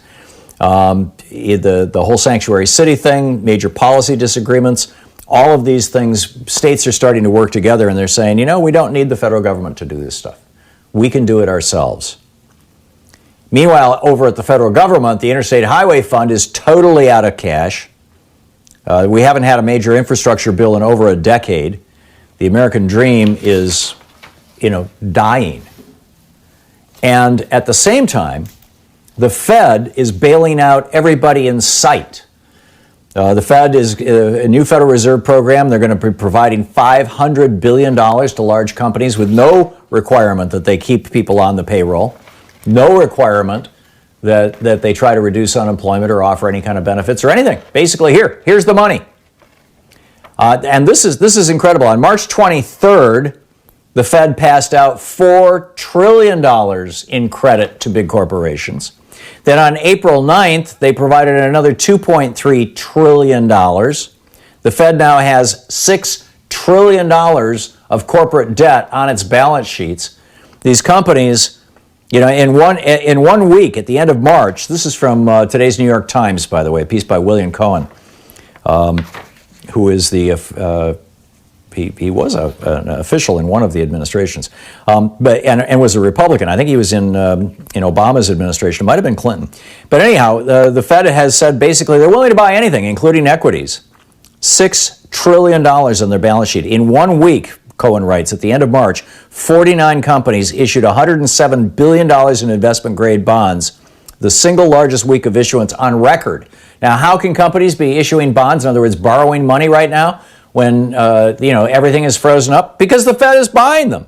Yum Brands, for example, this is a company that owns KFC and Pizza Hut. They just issued $600 million in new debt. That was on March 30th.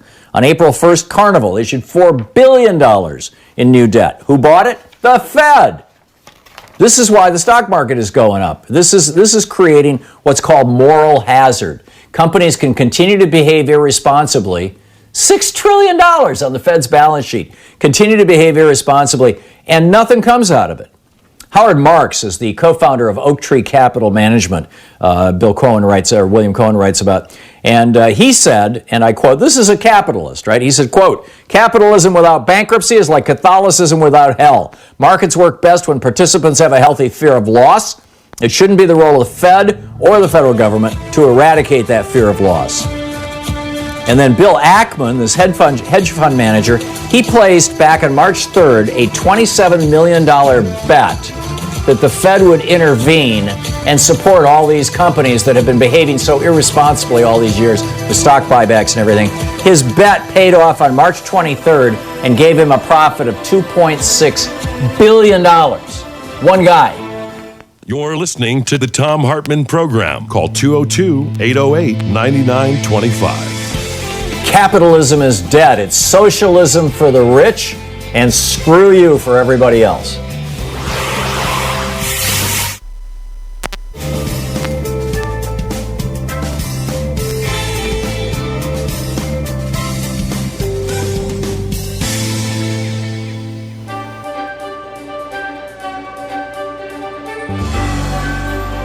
Our book today in the Thom Hartmann Book Club is Unwanted Spy by Jeffrey Sterling, The Persecution of an American Whistleblower.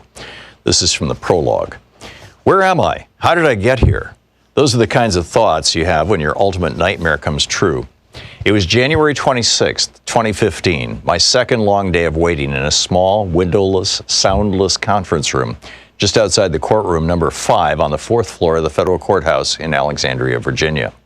Over the past 2 weeks, I had been on trial, accused of violating the century-old Espionage Act. As an undercover officer for the Central Intelligence Agency, I'd been involved in Operation Merlin, a covert scheme to derail the Iranian effort to build a nuclear bomb by providing their scientists with fake, flawed blueprints for warheads channeled through a Russian scientist. Operation Merlin had ultimately backfired when the Iranian experts detected the fraud, as revealed in the book State of War by reporter James Risen. Agency leaders were furious, not at themselves for launching a risky and ill-conceived scheme, but at the author who dared to expose their incompetence. In their eagerness to punish someone for their embarrassment, they looked around for a scapegoat. They found me. A compliant U.S. attorney dutifully filed an indictment charging me with, quote, unlawful retention and unauthorized disclosure of national defense information, mail fraud, unauthorized conveyance of government property, and obstruction of justice, end quote. 9 criminal charges in all, based on the claim that I'd supposedly leaked classified information about Operation Merlin to James Risen. The truth is that I did not leak any classified information related to CIA operations to James Risen or to anyone else. But I am a whistleblower. I'd blown the whistle by suing the CIA for discriminating against me when I was an employee there. I'd also attempted to blow the whistle about the dangers of Operation Merlin, not by leaking, but by submitting my warnings to staff members of the Senate Intelligence Committee. Sadly, those warnings were ignored. I'd been forced to accept some disheartening truths, that neither blatant discrimination nor a dangerous operation related to weapons of mass destruction were matters of real concern to the powers that be at the agency or among the members of Congress charged with oversight of intelligence matters. Even before the trial had begun, I'd known that my prospects weren't good. The world had witnessed the cases of Edward Snowden, Chelsea Manning, John Kiriakou, and a series of other whistleblowers whose prosecution, some said persecution, had been pursued by President Barack Obama with an eagerness that almost suggested a personal vendetta. In the atmosphere created by these cases, the mere accusation of having leaked classified information was enough to automatically condemn someone. In refusing to plead guilty and instead insisting on my right to go to trial, I knew I was facing an uphill battle, but I could not and would not confess to something I did not do. During the trial, the government did not present a shred of hard evidence to validate the charges against me. Even Judge Leonie Brinkman summarized the case against me as being based on, quote, very powerful circumstantial evidence, end quote, rather than on hard proof. But there was one incriminating fact about which there could be no doubt. The CIA had paraded a whole host of current and former agents in front of the jury, and I didn't look like any of them. I was a black man who dared to build a career serving my country as an officer of the CIA. The trial had lasted a week and a half. Now I was enduring the most excruciating part of the whole ordeal, waiting for a verdict. How the hell did it all come to this? I'd grown up as a true believer in the American dream. Work hard, do your duty, stand up for yourself. Those were the rules of the game, or so I'd been taught. I knew I'd done nothing wrong, and I knew that fighting against wrongs is what an American hero is supposed to do. That's all I knew how to do. That's why I was now clinging to hope and continuing to fight, unable to comprehend how defending my rights could somehow get me branded a traitor. Thankfully, I wasn't alone in that waiting room. My wife, Holly, and my attorneys, Ed McMahon and Barry J. Pollock, were there beside me. But having company isn't very comforting when you have no words to say to one another.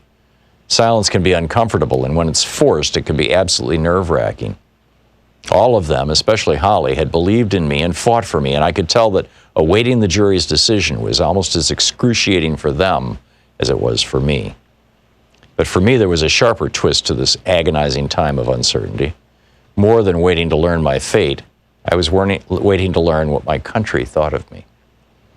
This was a question I'd wrestled with my entire life. The experience was often stressful, even painful.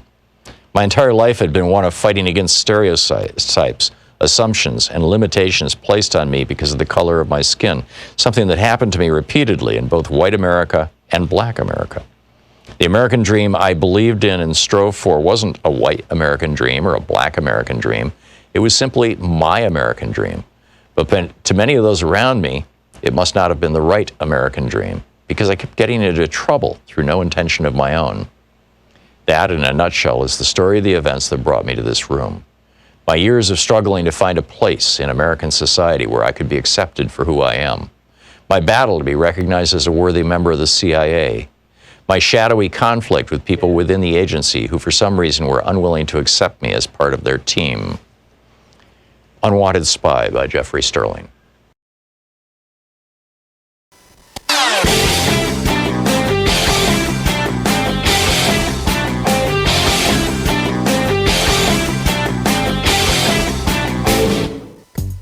Coming up on the Science Revolution, as the Georgia governor rolled out a new death panel coronavirus plan, Dr. Andrew Glickson is here on the coronavirus versus climate extinction. While we're dealing with COVID-19, we're also hurtling toward extinction. Dr. Justin Frank drops by saying Trump could see dead bodies from coronavirus and just step over them. What? Also, Greg Palast explains the secret history of the Deepwater Horizon, BP's second blowout. It's the 10-year anniversary for Deepwater Horizon's debacle. Find the Science Revolution wherever fine podcasts are available.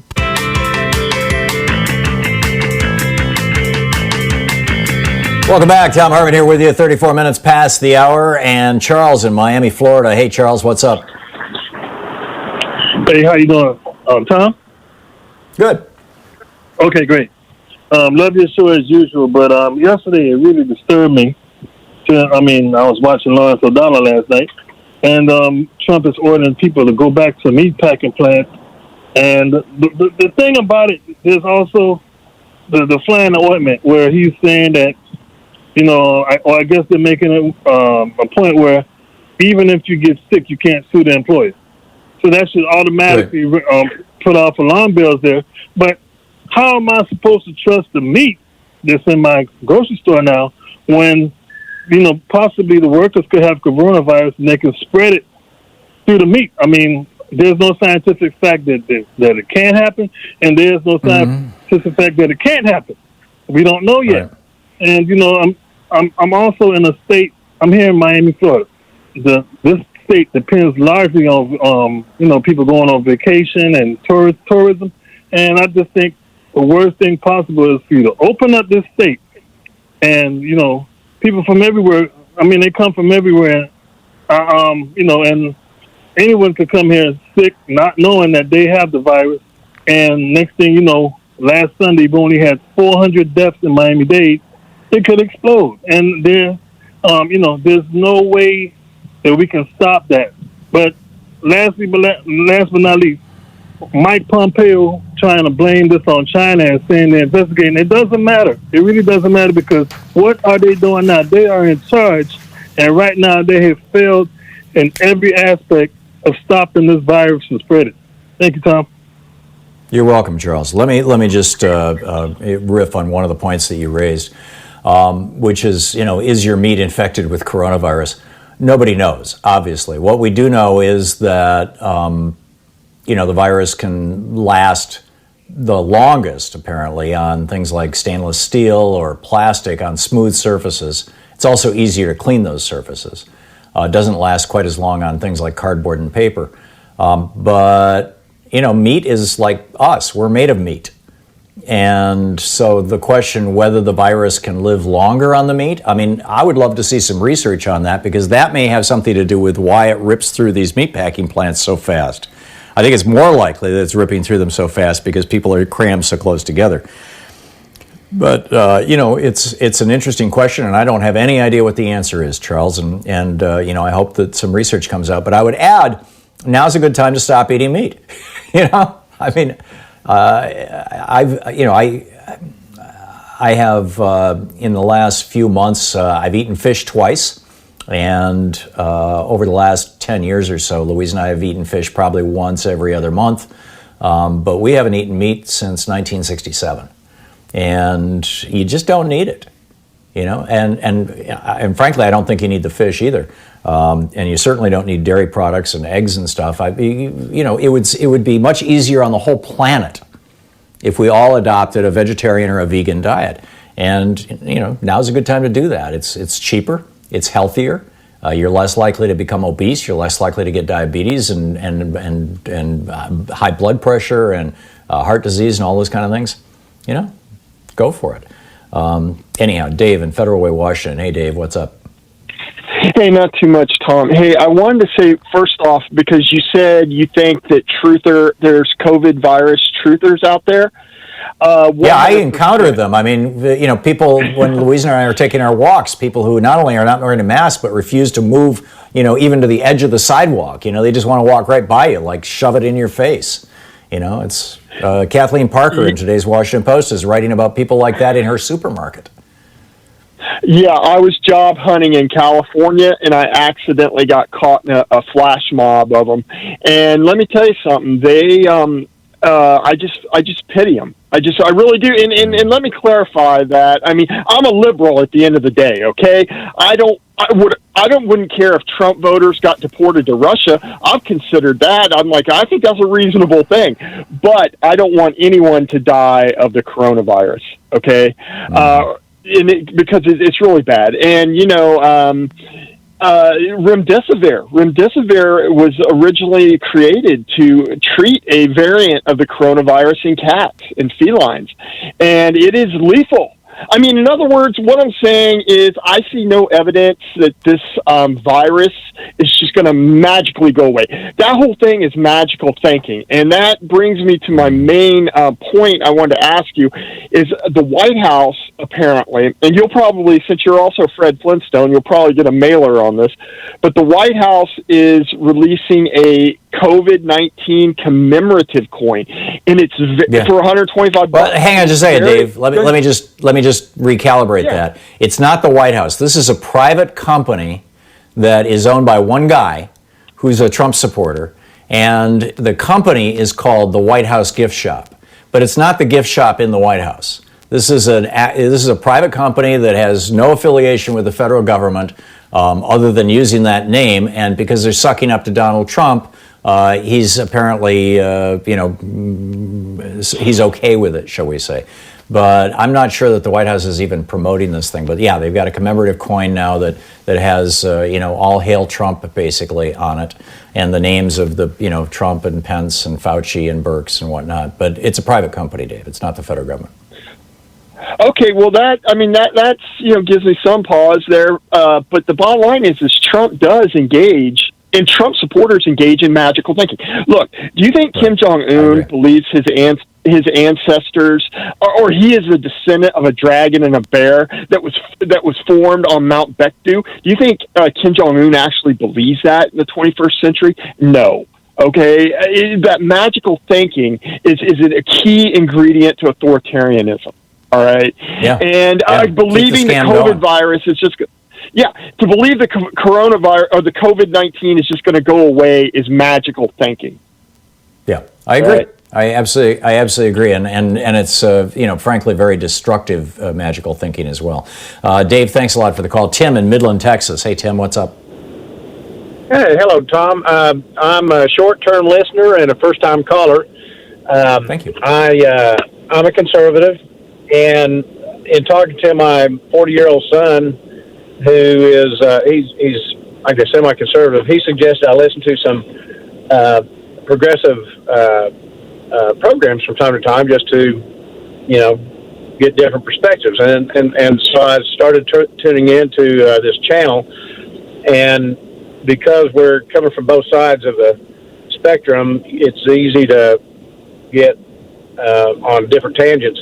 But I just I get it. So what's on your mind, Tim? And thank you for calling. Well, on that last caller, a virus actually needs a live cell to replicate. But that's I get that, but it doesn't. But there's different mediums that are more hostile or less hostile to a virus, and I was just wondering out loud whether flesh would be less hostile to a virus than, for example, steel.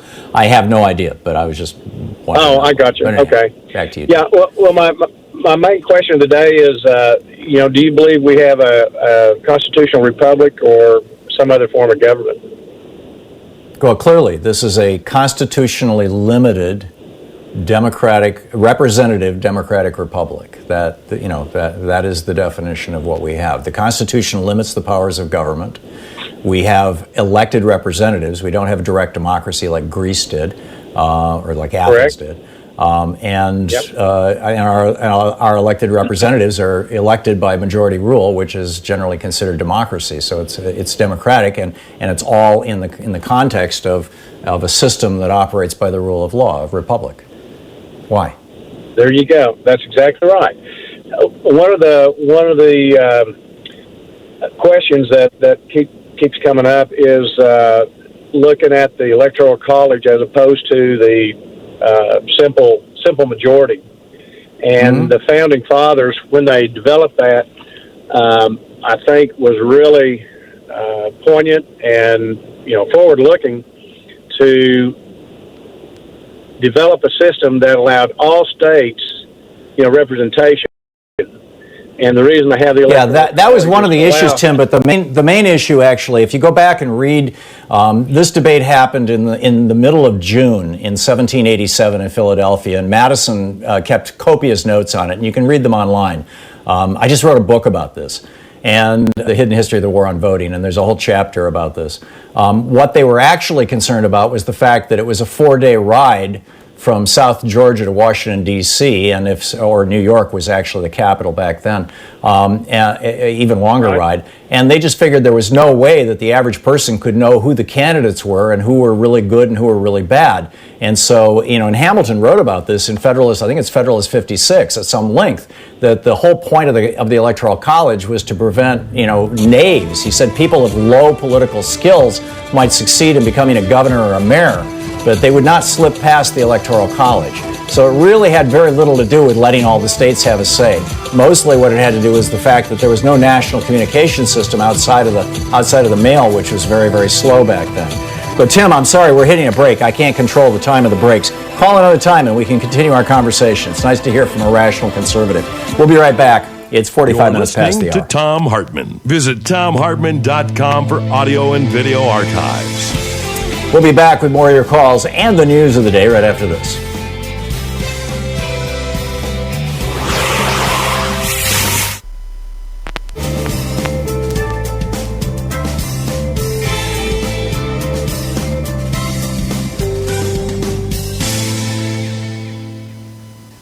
And welcome back. Cliff in Santa Clarita, California. Hey, Cliff, thanks for watching us on Free Speech TV. What's on your mind? My pleasure. Good morning, Tom.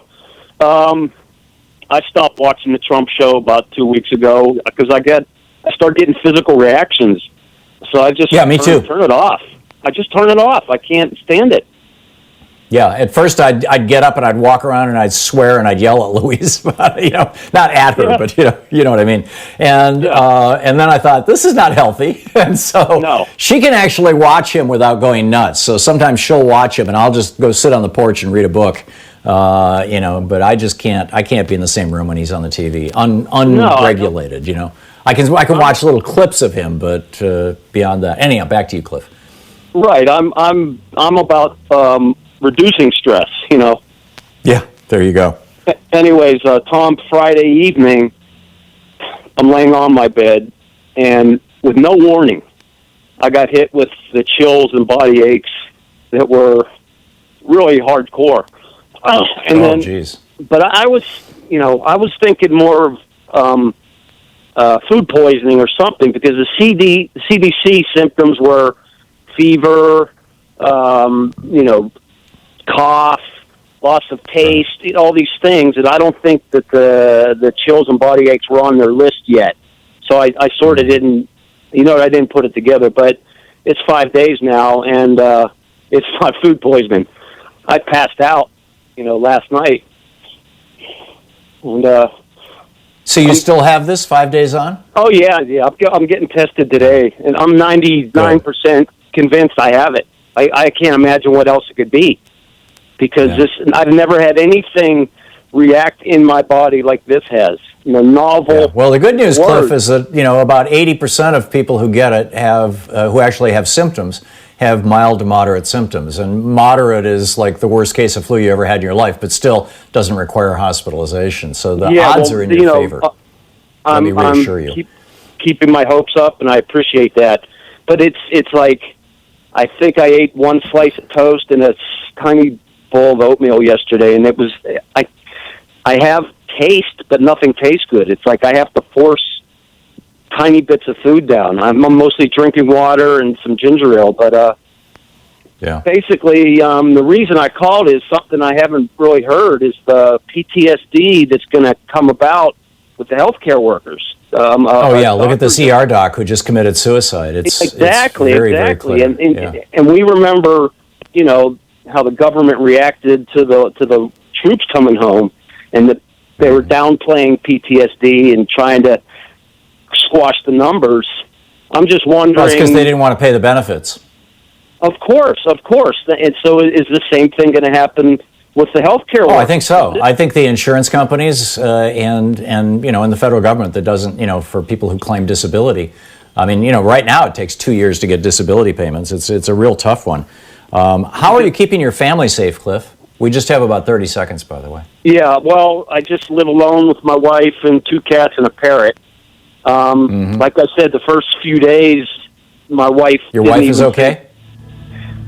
As far as I can tell right now, she is, Tom. I think I'll try to get her tested, even though she has no symptoms, but we'll see how it goes. Yeah. Please do. Cliff, I wish you the very best, you and your wife, and your cats, by the way. Don't let your cats play with other people for a while if you think you have it, because you never know. Cliff, thanks a lot for the call. I'm sorry I've got to hit the break here, but thank you, Cliff. It's great to hear from you. And, you know, check in with us every week here for the next couple of weeks. We'll be right back.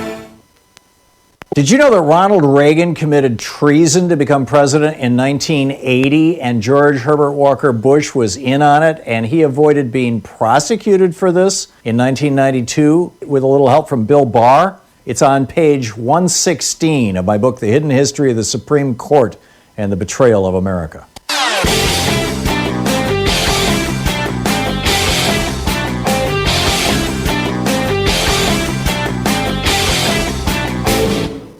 Hey, we have a special. So every 5 years, the U.S.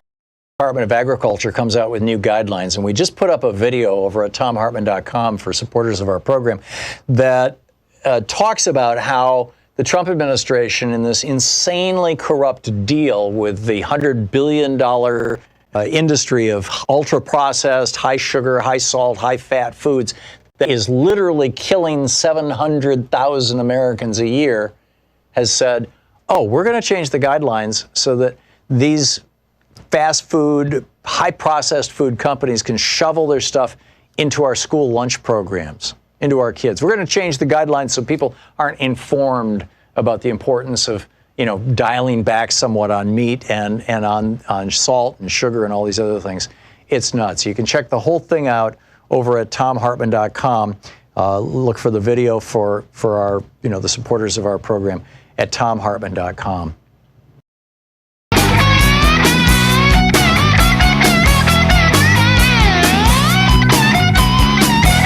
Back, Thom Hartmann here with you and William in Wimberley, Texas. Hey, William, what's up? How you doing, Tom?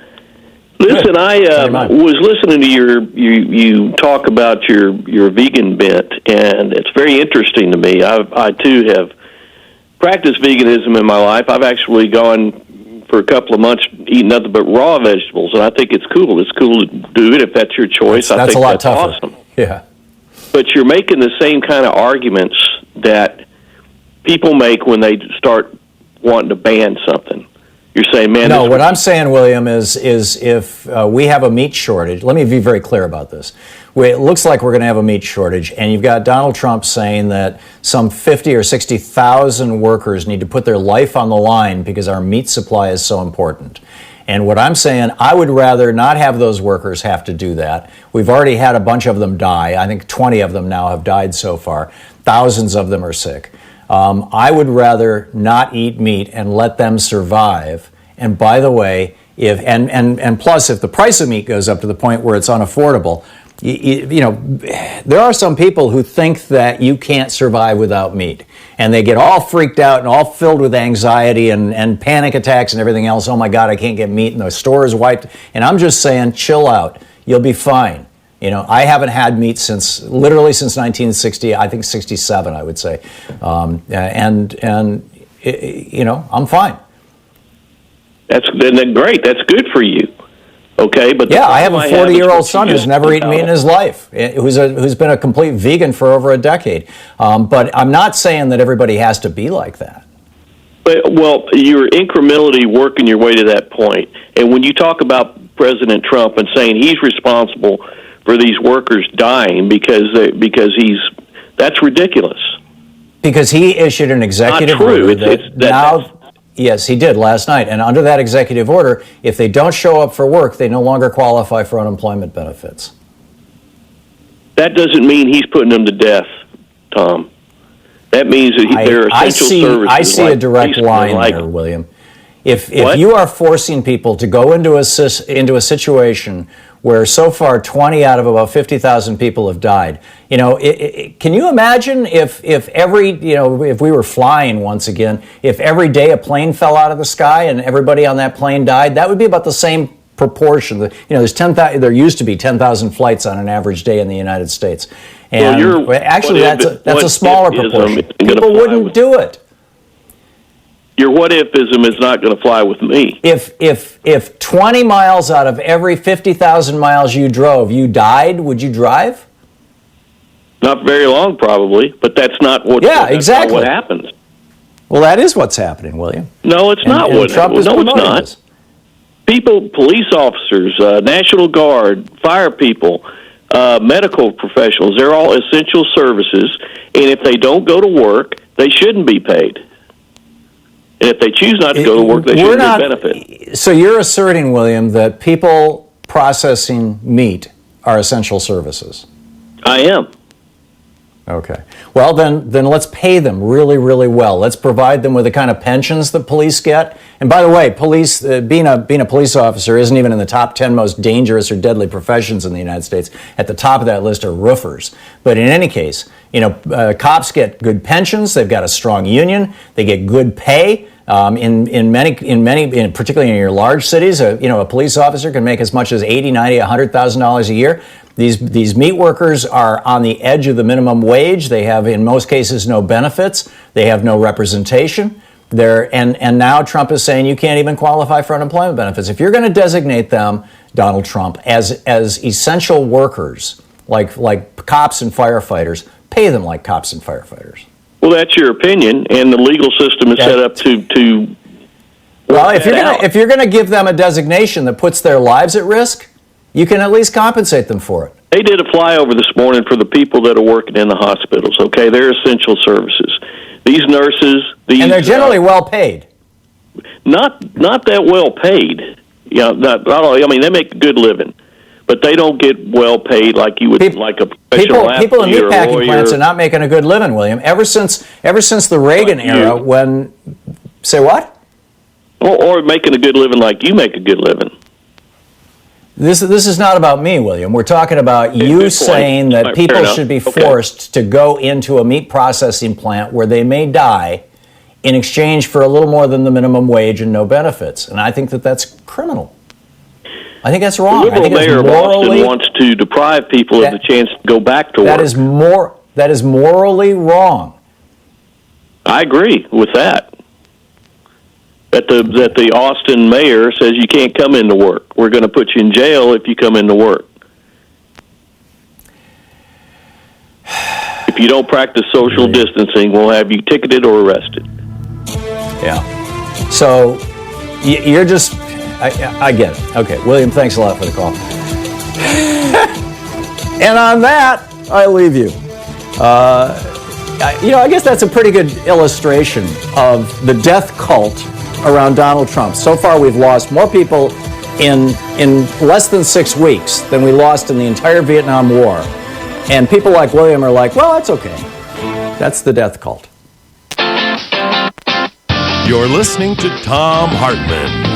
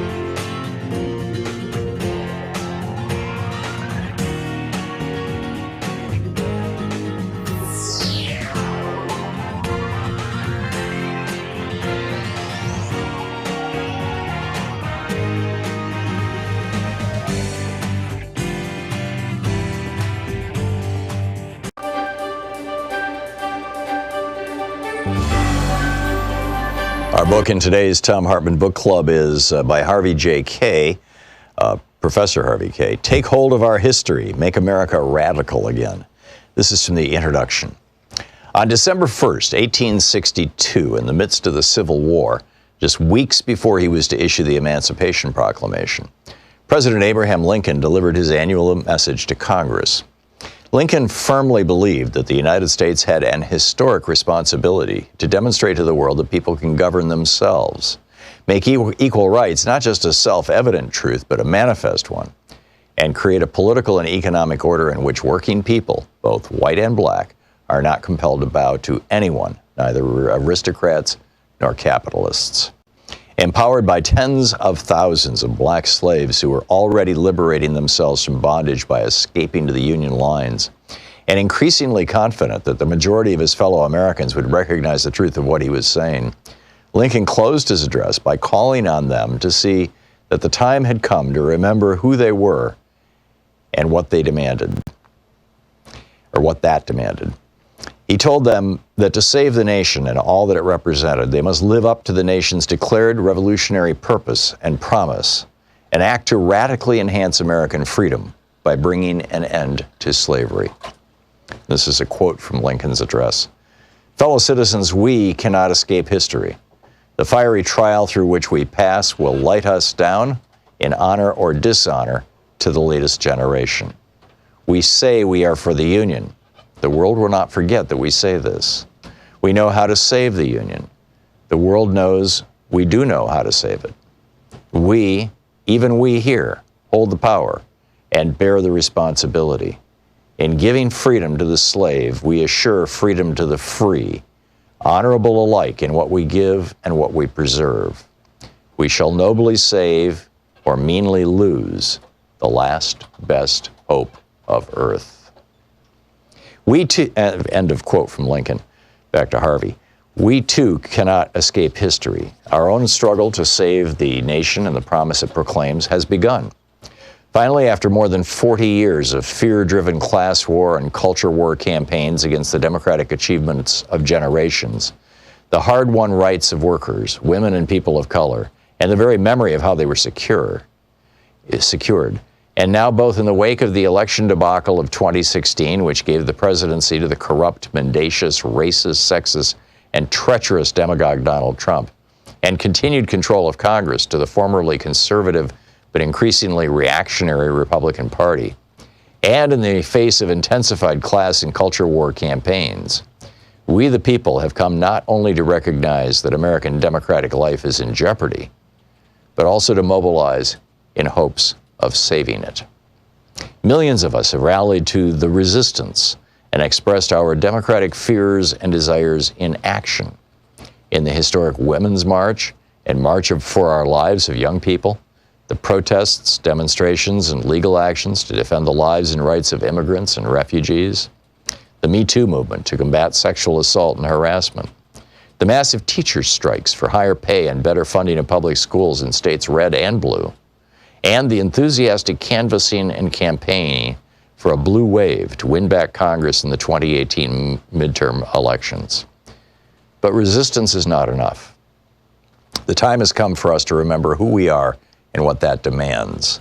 The time has come for us to embrace our radical history, the history of how a generation of Americans, high and low, and in all their diversity, not only turned their colonial rebellion into a war for independence, but also imbued American life, whether they all intended it or not, with radical imperative and impulse by declaring a revolutionary promise of freedom, equality, and democracy for all.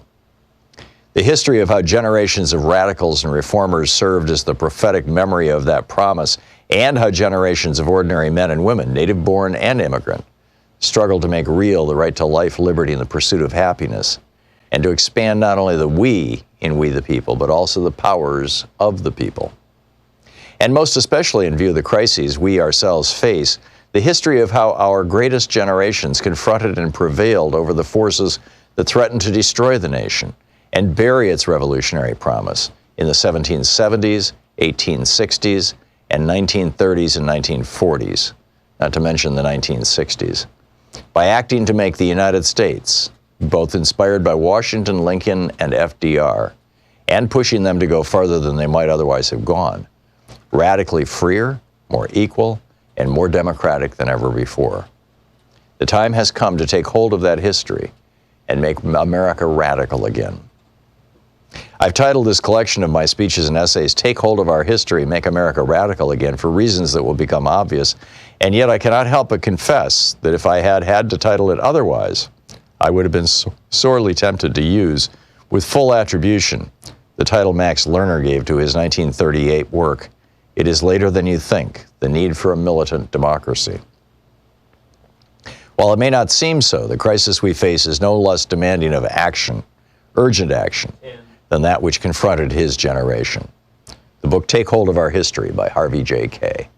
So every 5 years, the U.S. Department of Agriculture comes out with new guidelines, and we just put up a video over at thomhartmann.com for supporters of our program that talks about how the Trump administration, in this insanely corrupt deal with the $100 billion industry of ultra-processed, high-sugar, high-salt, high-fat foods that is literally killing 700,000 Americans a year, has said, oh, we're going to change the guidelines so that these fast food, high-processed food companies can shovel their stuff into our school lunch programs, into our kids. We're going to change the guidelines so people aren't informed about the importance of dialing back somewhat on meat and on salt and sugar and all these other things. It's nuts. You can check the whole thing out over at thomhartmann.com. Look for the video for our, the supporters of our program at thomhartmann.com. In defense of the claim that competitive markets produce the greatest good for the greatest number. The book is Under the Influence by Robert H. Frank.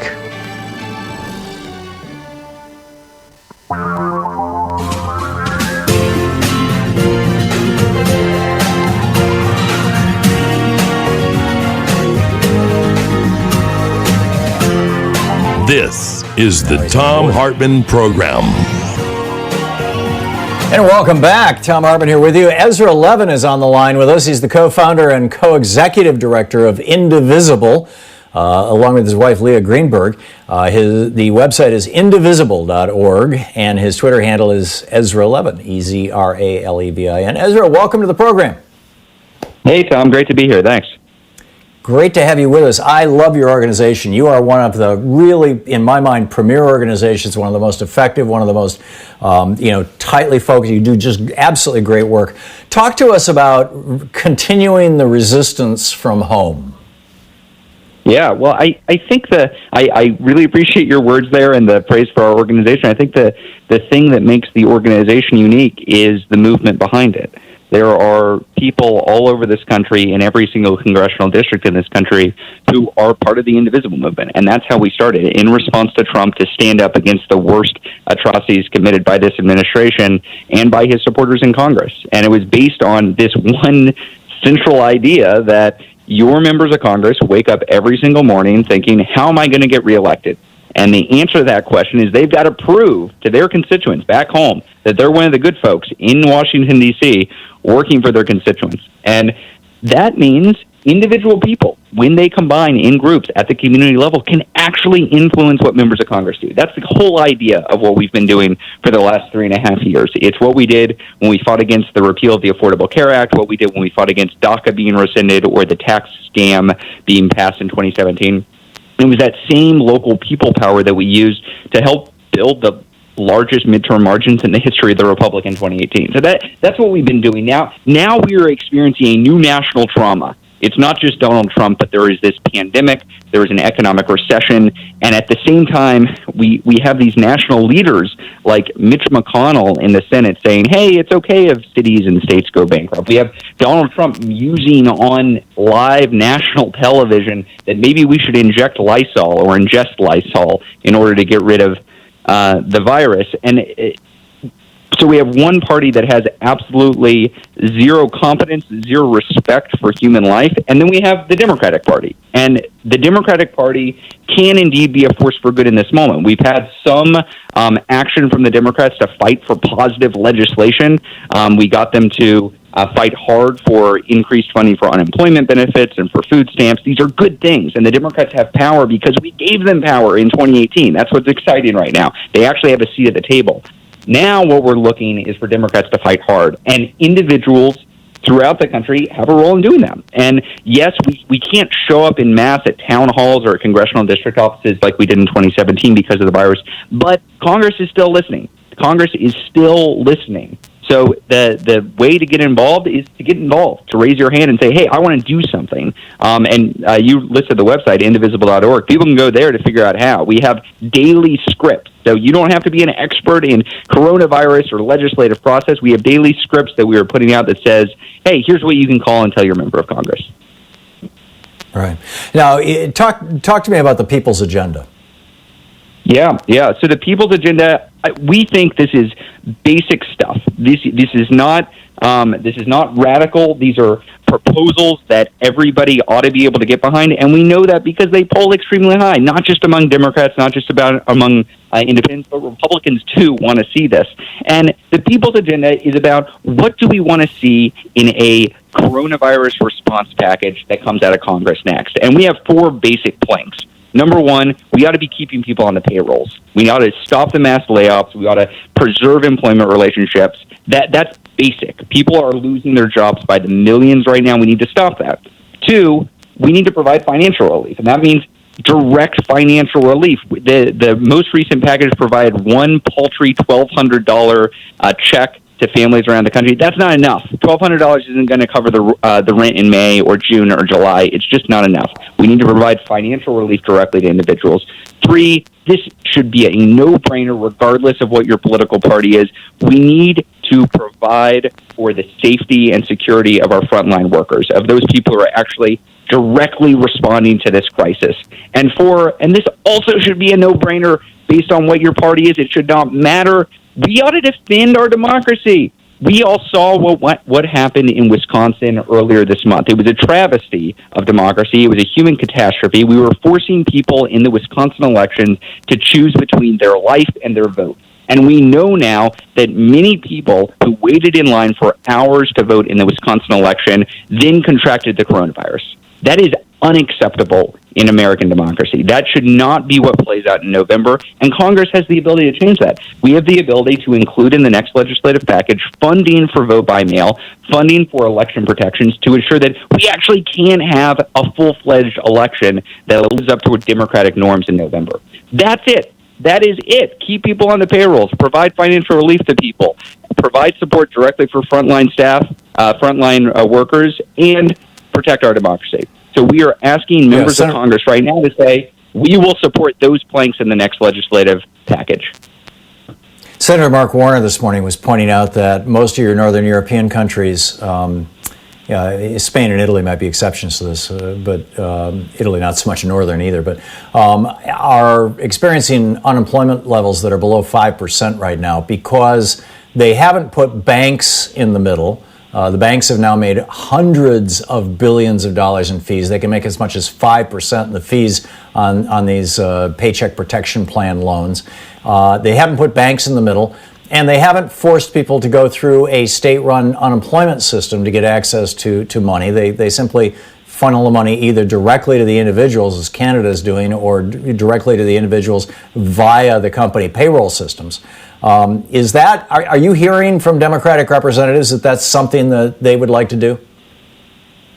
Oh, absolutely. There are some great bills that are being put out right now by some of the progressive members of Congress that don't recreate the problems that were created in the earlier packages. To your point of putting banks in the middle, this has been a huge problem. There was a quote-unquote small business loan program included in the 3rd and 4th legislative packages that passed Congress. Now, I say quote-unquote small business because we know places like Potbelly Sandwich Shop and Ruth's Chris Steakhouse got loans, while I'm hearing from indivisible group leaders across the country who are also small business owners who couldn't even get their banks to return their calls. They couldn't even get an application in.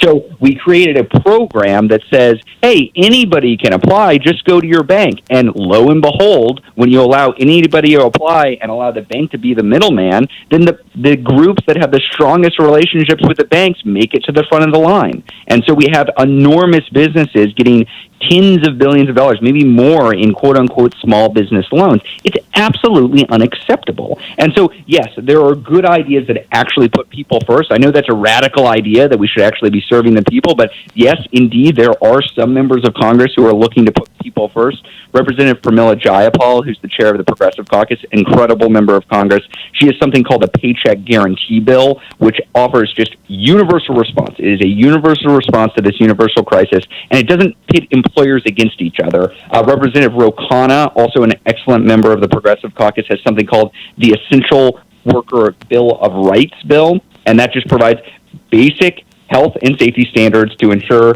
that corporations are actually held accountable for meeting their obligation to essential workers. So to your point, this isn't something where we need to develop some radical new idea, test something that has never been tested before. We know what works. The question isn't, do we know what legislation to pass? The question is the political will there? And so this is the moment that Indivisible and the grassroots resistance that we've seen over the last 3.5 years, this is what it was made for. It was to put that political pressure on the system.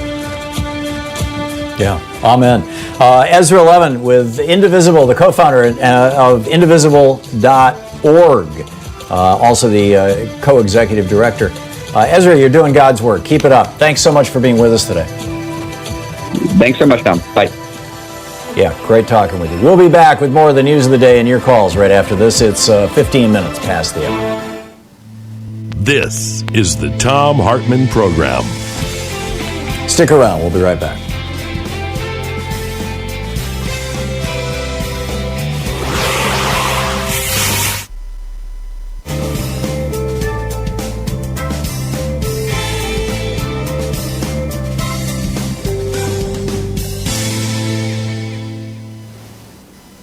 And welcome back. Sam in Stone Mountain, Georgia. Hey, Sam, what's on your mind today? How are you doing, you and your staff? I hope you are doing well. You know, so far, so good. Tom, good. So, Tom, I got ill in December, around the end of December. And I had never had this done before. I was outside playing with my grandkids, and all of a sudden, I just got ill. I mean, just sick. Couldn't hardly walk. So I told my wife I'm gonna lay down. I laid down. Chills came over me.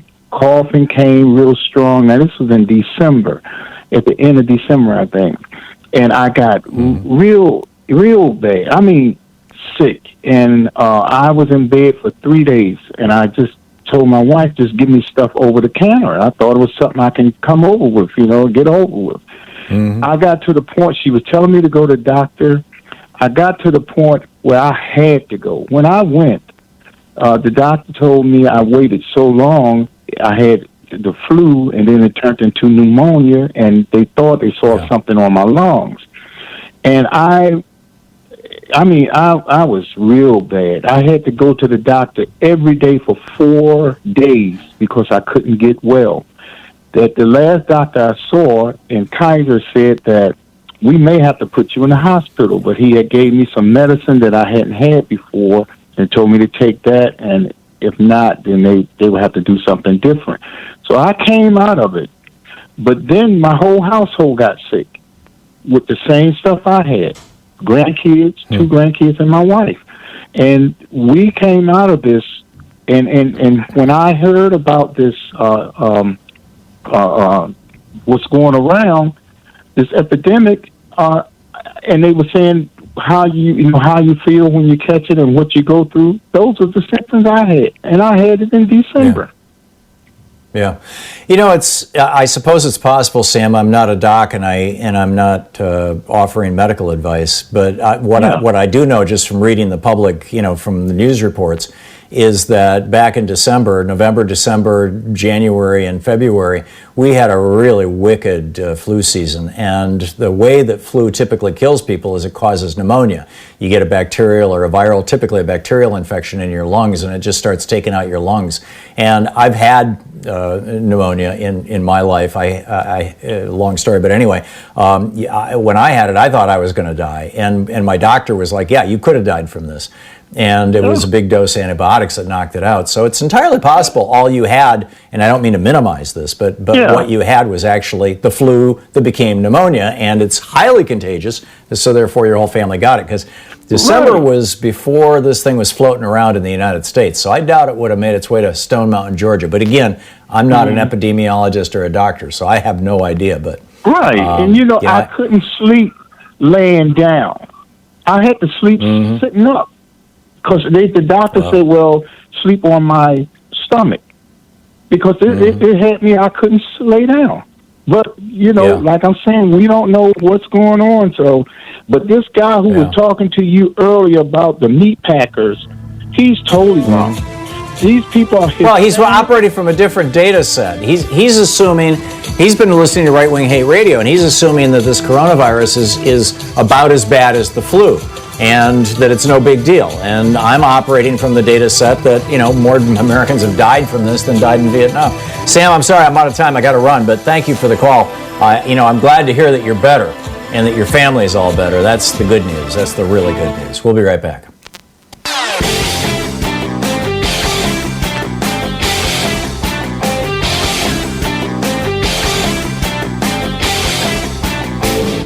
Our 1 hour free podcast recaps our show, and it's available wherever fine podcasts are found. And we have the full 3 hour podcast available over at thomhartmann.com if you want to really support our program.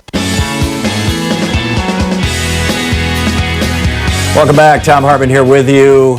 Just a few things election related that I think are worth poking around and talking about.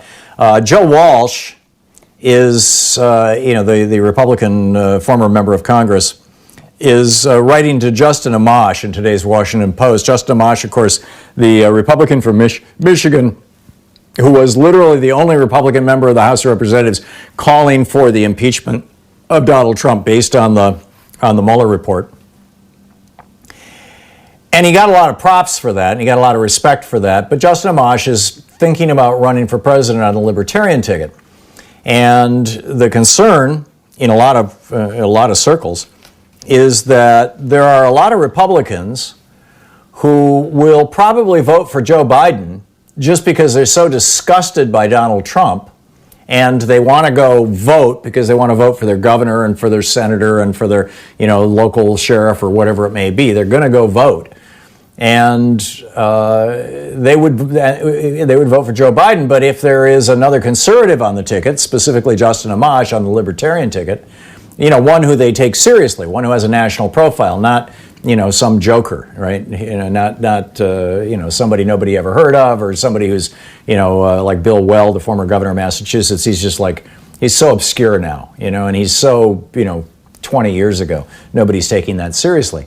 So that it could throw the election to Donald Trump. And there's a real concern about this, that he might siphon off those votes. Joe Walsh, a former Republican member of the Congress, of the House of Representatives, former founding member of the Freedom Caucus, the Tea Party caucus, writes, I pledge to vote for anyone the Democrats nominated, even Bernie Sanders, whose policies I hate. The issue is whether Trump gets a second term.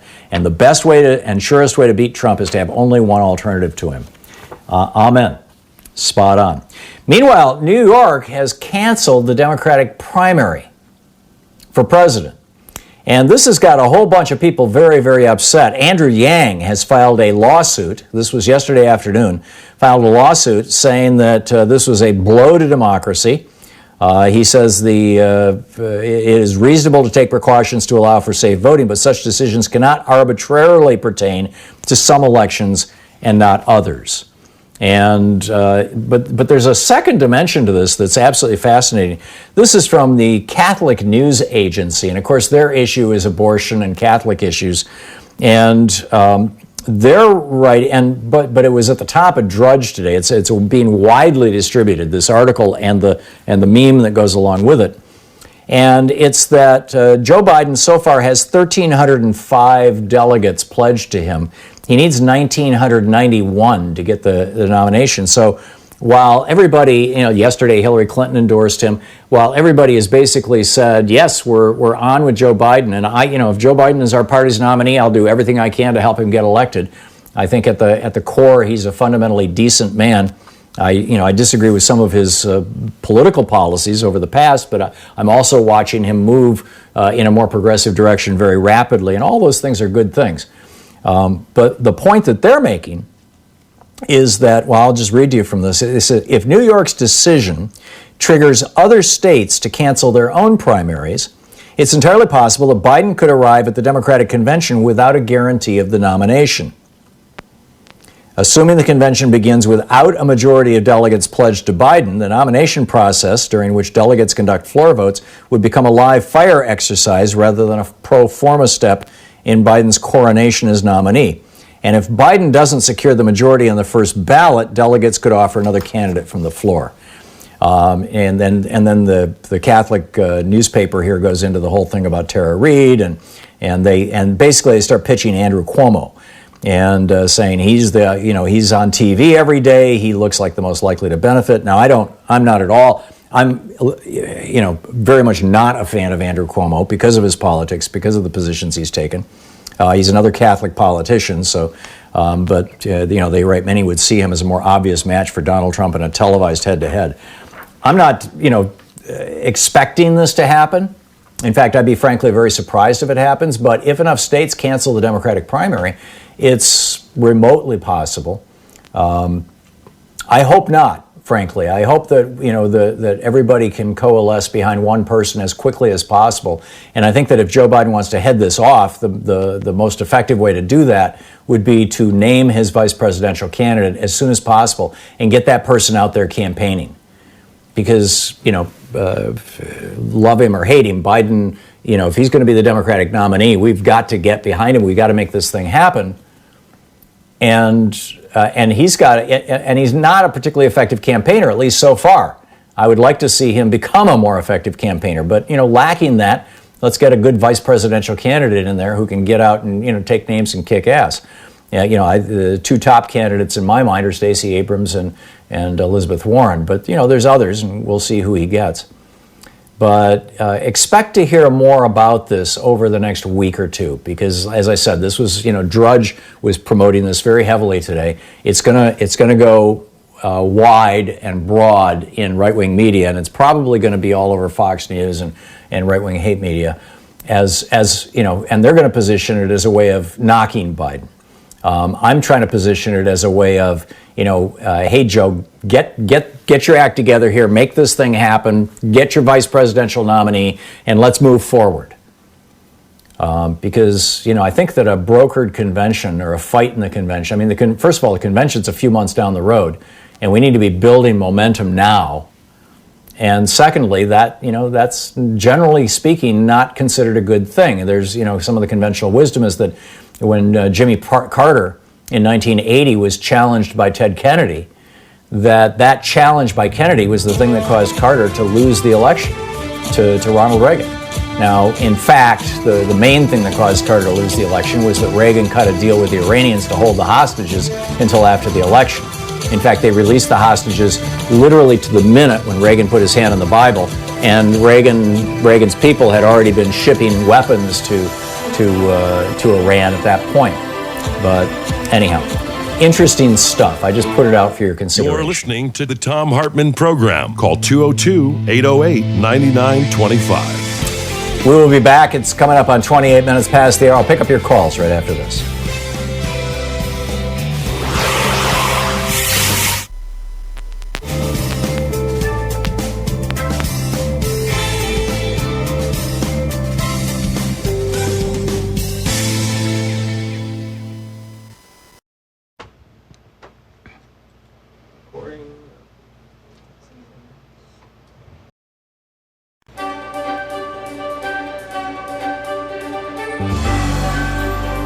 Our book today in the Thom Hartmann Book Club is Unwanted Spy by Jeffrey Sterling, The Persecution of an American Whistleblower. This is from the prologue. Where am I? How did I get here? Those are the kinds of thoughts you have when your ultimate nightmare comes true. It was January 26th, 2015, my second long day of waiting in a small, windowless, soundless conference room just outside the courtroom number 5 on the 4th floor of the federal courthouse in Alexandria, Virginia. Over the past 2 weeks, I had been on trial accused of violating the century-old Espionage Act. As an undercover officer for the Central Intelligence Agency, I'd been involved in Operation Merlin, a covert scheme to derail the Iranian effort to build a nuclear bomb by providing their scientists with fake, flawed blueprints for warheads channeled through a Russian scientist. Operation Merlin had ultimately backfired when the Iranian experts detected the fraud, as revealed in the book State of War by reporter James Risen. Agency leaders were furious, not at themselves for launching a risky and ill-conceived scheme, but at the author who dared to expose their incompetence. In their eagerness to punish someone for their embarrassment, they looked around for a scapegoat. They found me. A compliant U.S. attorney dutifully filed an indictment charging me with, quote, unlawful retention and unauthorized disclosure of national defense information, mail fraud, unauthorized conveyance of government property, and obstruction of justice, end quote. 9 criminal charges in all, based on the claim that I'd supposedly leaked classified information about Operation Merlin to James Risen. The truth is that I did not leak any classified information related to CIA operations to James Risen or to anyone else. But I am a whistleblower. I'd blown the whistle by suing the CIA for discriminating against me when I was an employee there. I'd also attempted to blow the whistle about the dangers of Operation Merlin, not by leaking, but by submitting my warnings to staff members of the Senate Intelligence Committee. Sadly, those warnings were ignored. I'd been forced to accept some disheartening truths, that neither blatant discrimination nor a dangerous operation related to weapons of mass destruction were matters of real concern to the powers that be at the agency or among the members of Congress charged with oversight of intelligence matters. Even before the trial had begun, I'd known that my prospects weren't good. The world had witnessed the cases of Edward Snowden, Chelsea Manning, John Kiriakou, and a series of other whistleblowers whose prosecution, some said persecution, had been pursued by President Barack Obama with an eagerness that almost suggested a personal vendetta. In the atmosphere created by these cases, the mere accusation of having leaked classified information was enough to automatically condemn someone. In refusing to plead guilty and instead insisting on my right to go to trial, I knew I was facing an uphill battle, but I could not and would not confess to something I did not do. During the trial, the government did not present a shred of hard evidence to validate the charges against me. Even Judge Leonie Brinkman summarized the case against me as being based on, quote, very powerful circumstantial evidence, end quote, rather than on hard proof. But there was one incriminating fact about which there could be no doubt. The CIA had paraded a whole host of current and former agents in front of the jury, and I didn't look like any of them. I was a black man who dared to build a career serving my country as an officer of the CIA. The trial had lasted a week and a half. Now I was enduring the most excruciating part of the whole ordeal, waiting for a verdict. How the hell did it all come to this? I'd grown up as a true believer in the American dream. Work hard, do your duty, stand up for yourself. Those were the rules of the game, or so I'd been taught. I knew I'd done nothing wrong, and I knew that fighting against wrongs is what an American hero is supposed to do. That's all I knew how to do. That's why I was now clinging to hope and continuing to fight, unable to comprehend how defending my rights could somehow get me branded a traitor. Thankfully, I wasn't alone in that waiting room. My wife, Holly, and my attorneys, Ed McMahon and Barry J. Pollock, were there beside me. But having company isn't very comforting when you have no words to say to one another. Silence can be uncomfortable, and when it's forced, it can be absolutely nerve-wracking. All of them, especially Holly, had believed in me and fought for me, and I could tell that awaiting the jury's decision was almost as excruciating for them as it was for me. But for me, there was a sharper twist to this agonizing time of uncertainty. More than waiting to learn my fate, I was waiting to learn what my country thought of me. This was a question I'd wrestled with my entire life. The experience was often stressful, even painful. My entire life had been one of fighting against stereotypes, assumptions, and limitations placed on me because of the color of my skin, something that happened to me repeatedly in both white America and black America. The American dream I believed in and strove for wasn't a white American dream or a black American dream. It was simply my American dream. But to many of those around me, it must not have been the right American dream, because I kept getting into trouble through no intention of my own. That, in a nutshell, is the story of the events that brought me to this room. My years of struggling to find a place in American society where I could be accepted for who I am. My battle to be recognized as a worthy member of the CIA. My shadowy conflict with people within the agency who for some reason were unwilling to accept me as part of their team. Unwanted Spy by Jeffrey Sterling.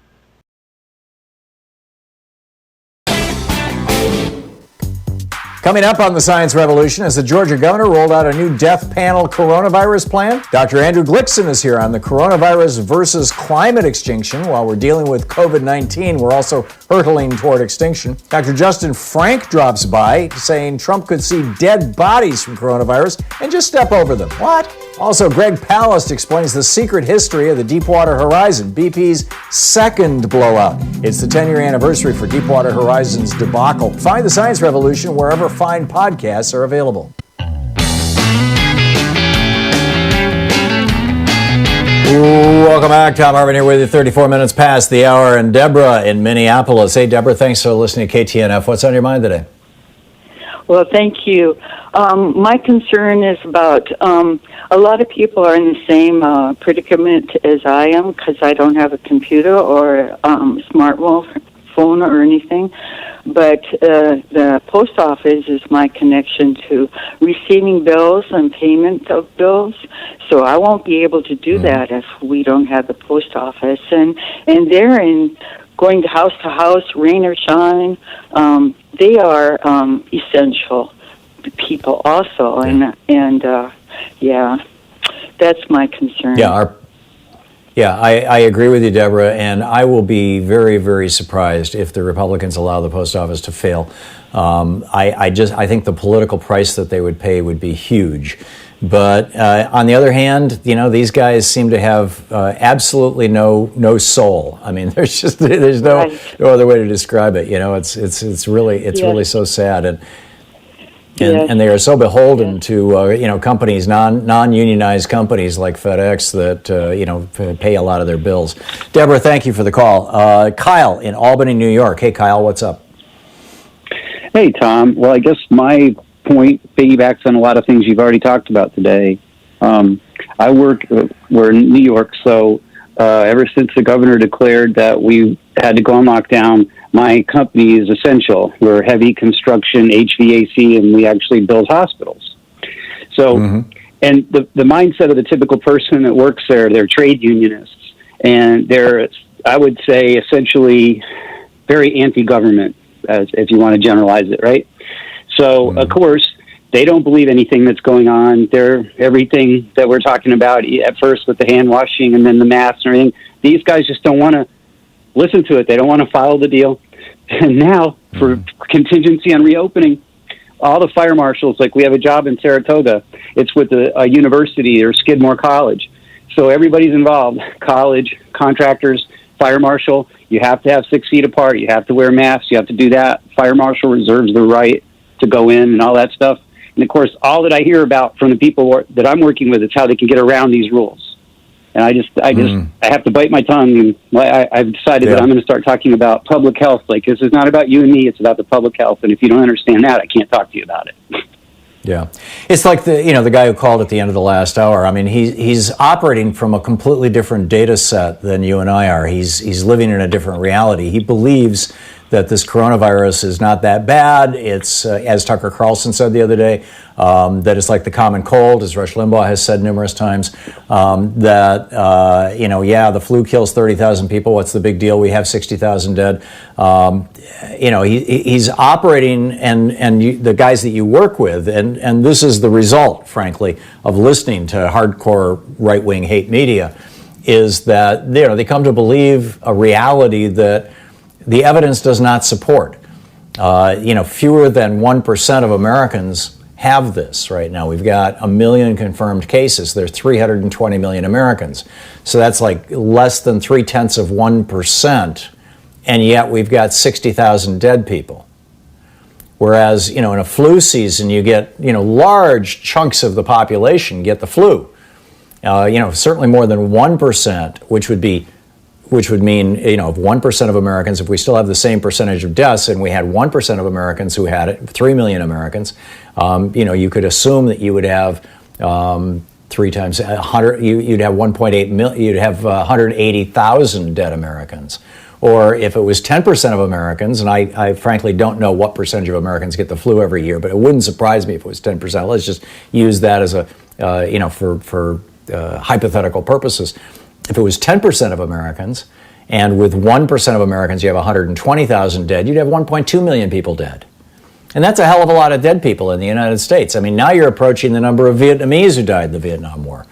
And but as long as you've got Trump and Pence and right-wing media saying, basically on behalf of billionaire business owners and big corporations and the U.S. Chamber of Commerce who want to keep the money flowing, it doesn't matter if vulnerable people die, particularly if they're mostly old people and mostly black people, right?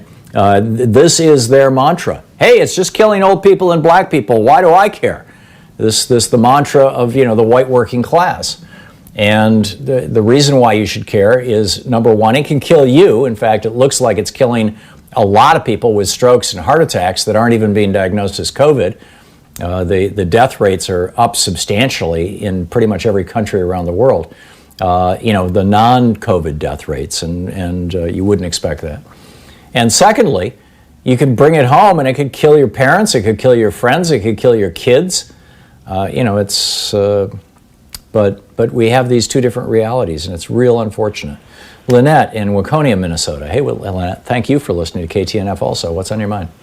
Hi, Tom. That guy that called earlier, named William, I believe that's Billy in Texas. He just changed his name, and maybe his number has changed. I believe so. He always starts out the same, calm, polite, and then it always goes to the same place, nowhere and nothing, and he's talking over you.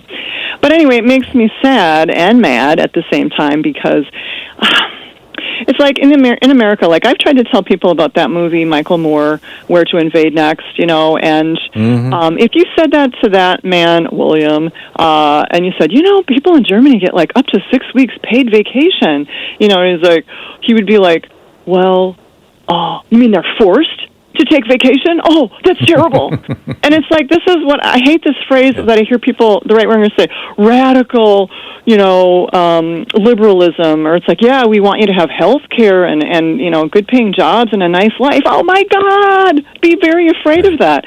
It's just so insane, and I'm so sick of this It's like in India, they call these people the untouchables. They do jobs that no one else wants to do, which is, with the meat packers. So he's not going to go, work at one of those jobs, but he's perfectly fine in his life to go, well, they should have to go, even though they're not getting, like what you were saying, the benefits. They should get benefits, but it's so ingrained in our head. And they're disproportionately Hispanic, Lynette. Well, yes, of course. And it's so ingrained in Americans' heads, working people, that, we don't deserve those things. If taxes go up, God forbid, if we all get some benefit, we don't deserve it. It's like we are abused people and do not realize how abused we are. And it's just so insane to me when I hear it. I came from an abusive family, and it's like, I don't want to play that game. I want a good life. I want to have good things. I think it's healthy to want to have those things without hurting people. And all our taxes can pay for that, like other countries have done. And we're sitting here acting like, I wonder what we could do. How could that work? So, anyway. Yeah, excellent rant, Lynette. All I could do is salute it. Thank you very much. It's great to hear from you. Donna in Atlanta. Hey, Donna, what's on your mind today? Oh, how you doing, Tom? I'm calling because I need to follow up on something that you said yesterday on your show with regards to African Americans and who, basically should they be an African American person, a woman, on Joe Biden's ticket for vice president. And the issue that I wanted to bring up is the issue of colorism, not racism, but colorism.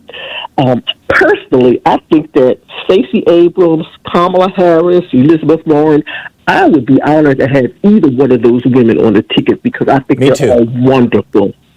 However, my concern is once the Democrat wins, assuming Joe Biden for president for 2020, I think that it would be prudent probably for him to serve 4 years. I don't know. He may serve 8, But nevertheless, I think we have to be prepared to have multiple Democratic administrations unless we will find ourselves where we are now, with a Republican coming behind and nullifying the progress that has been made. And so for that reason, I think it's very important that we consider different things about who is going to be his vice president. The thing about Stacey Abrams is, in America, there is a such thing as colorism. Remember back in the day, long time ago, you probably heard about the brown paper bag test, and that was something that said if you don't know. I haven't. Donna, let me give you a heads up here. We've only got about 45 seconds left before we're going to hit a break that I can't control. Okay. All right. Well, the thing is, Stacey Abrams is a dark woman. She's not a small woman. She's a large woman. She's a woman with natural hair.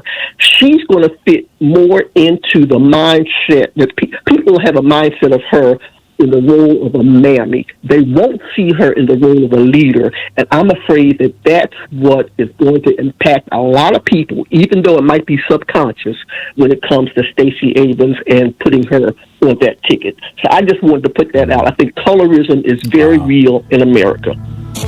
So that colorism being the darker a person's skin, the more they're viewed in a negative light, I guess would be a way to say it.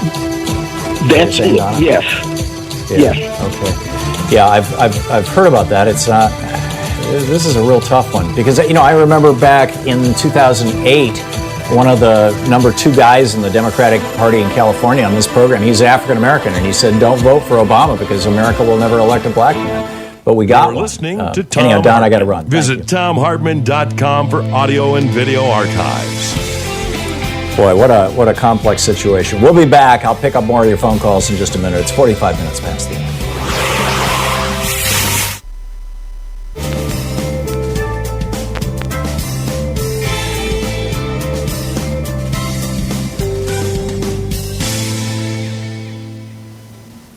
And welcome back. Let's see here. Peter in Lawton, Oklahoma. Hey, Peter, what's on your mind today? Hi, Tom. I called a few weeks ago, or a couple weeks ago, about our governor. Of course, he marching to the tune of Trumpism. We have the worst budget shortfall in the history of the state. Well, Tulsa World come out this morning and said he spent $2 million buying malaria drug for the handout to the people of Oklahoma. Oh no. And it's not, and it doesn't work. It makes it, you're more likely to die if you take the chloroquine than if you don't. Right. That's so sad. I did tweet. Now I did tweet him this morning and asked him what he budgeted for bleach and Lysol, but I was going to say, we could trade governors. Iowa and Oklahoma. I lived in Iowa for about 25 years. We could trade governors. Nobody would know the difference. And that young man who's so callous about sending those workers back into those factories. Those factories, up until the time Reagan went into office, were all unionized. They made good wages. They had good benefits. I know. I started to tell him that. Yeah. Yeah, and I guarantee if they had unions in there today, those workers would still be out. Would not be forced back to work, and that's the or they would why be working 6 feet apart in safe conditions. Yes, we've got to get the unions back in. That's the reason they're busting up the U.S. Postal Service. It's the largest union in the country today. But I protested in front of Tom Cole's office 10 years ago when they were making drastic cuts and making them forcing them to pay 75 years in advance. We have got to get rid of these people or we won't have a country once over. We'll just be number slaves. Peter, as a resident of Oklahoma, of solid red state, and I'm assuming you interact with people in your state. Is it your sense that things are changing, or that the attitude is hardening? Slowly. I've talked to people in the last couple of weeks with those, even in my family, that says they'll never vote for another Republican as long as they live. I know how Custer felt being surrounded by hostiles. I helped open up the Democrat headquarters down there about 10 years ago. And I've been, 10 years ago, people would, very indignant, cuss you and all this stuff. But even at work, last year or 3 years ago, I had one supervisor tell me that if I knew you was a Democrat, I would have never hired you. Well, today, I was just like my mother said that Trump would be another Mussolini. She was 85 years old then. But the people are coming around. They're getting to their game. And, like our congressman says, I can get elected. All I have to do is show an airplane taking off an aircraft carrier, spend $1 million, and I can get elected. I don't think it's going to happen that way anymore. I think there's social media, the Facebook and the Twitter, it's really starting to wake people up. And I'm thinking people are starting to come around. Well, that's good news, Peter. That's sure. I'm going to get off the line but I sure enjoy the show, and I love you both. Take care. God bless. Thank you very much, Peter. Great to hear from you, and thanks for your kind words. It's coming up on 10 minutes before the hour. We'll be back with more of your calls in just a minute. It's the Thom Hartmann Program, helping you win the water cooler wars. Fair and only slightly unbalanced. We'll be right back.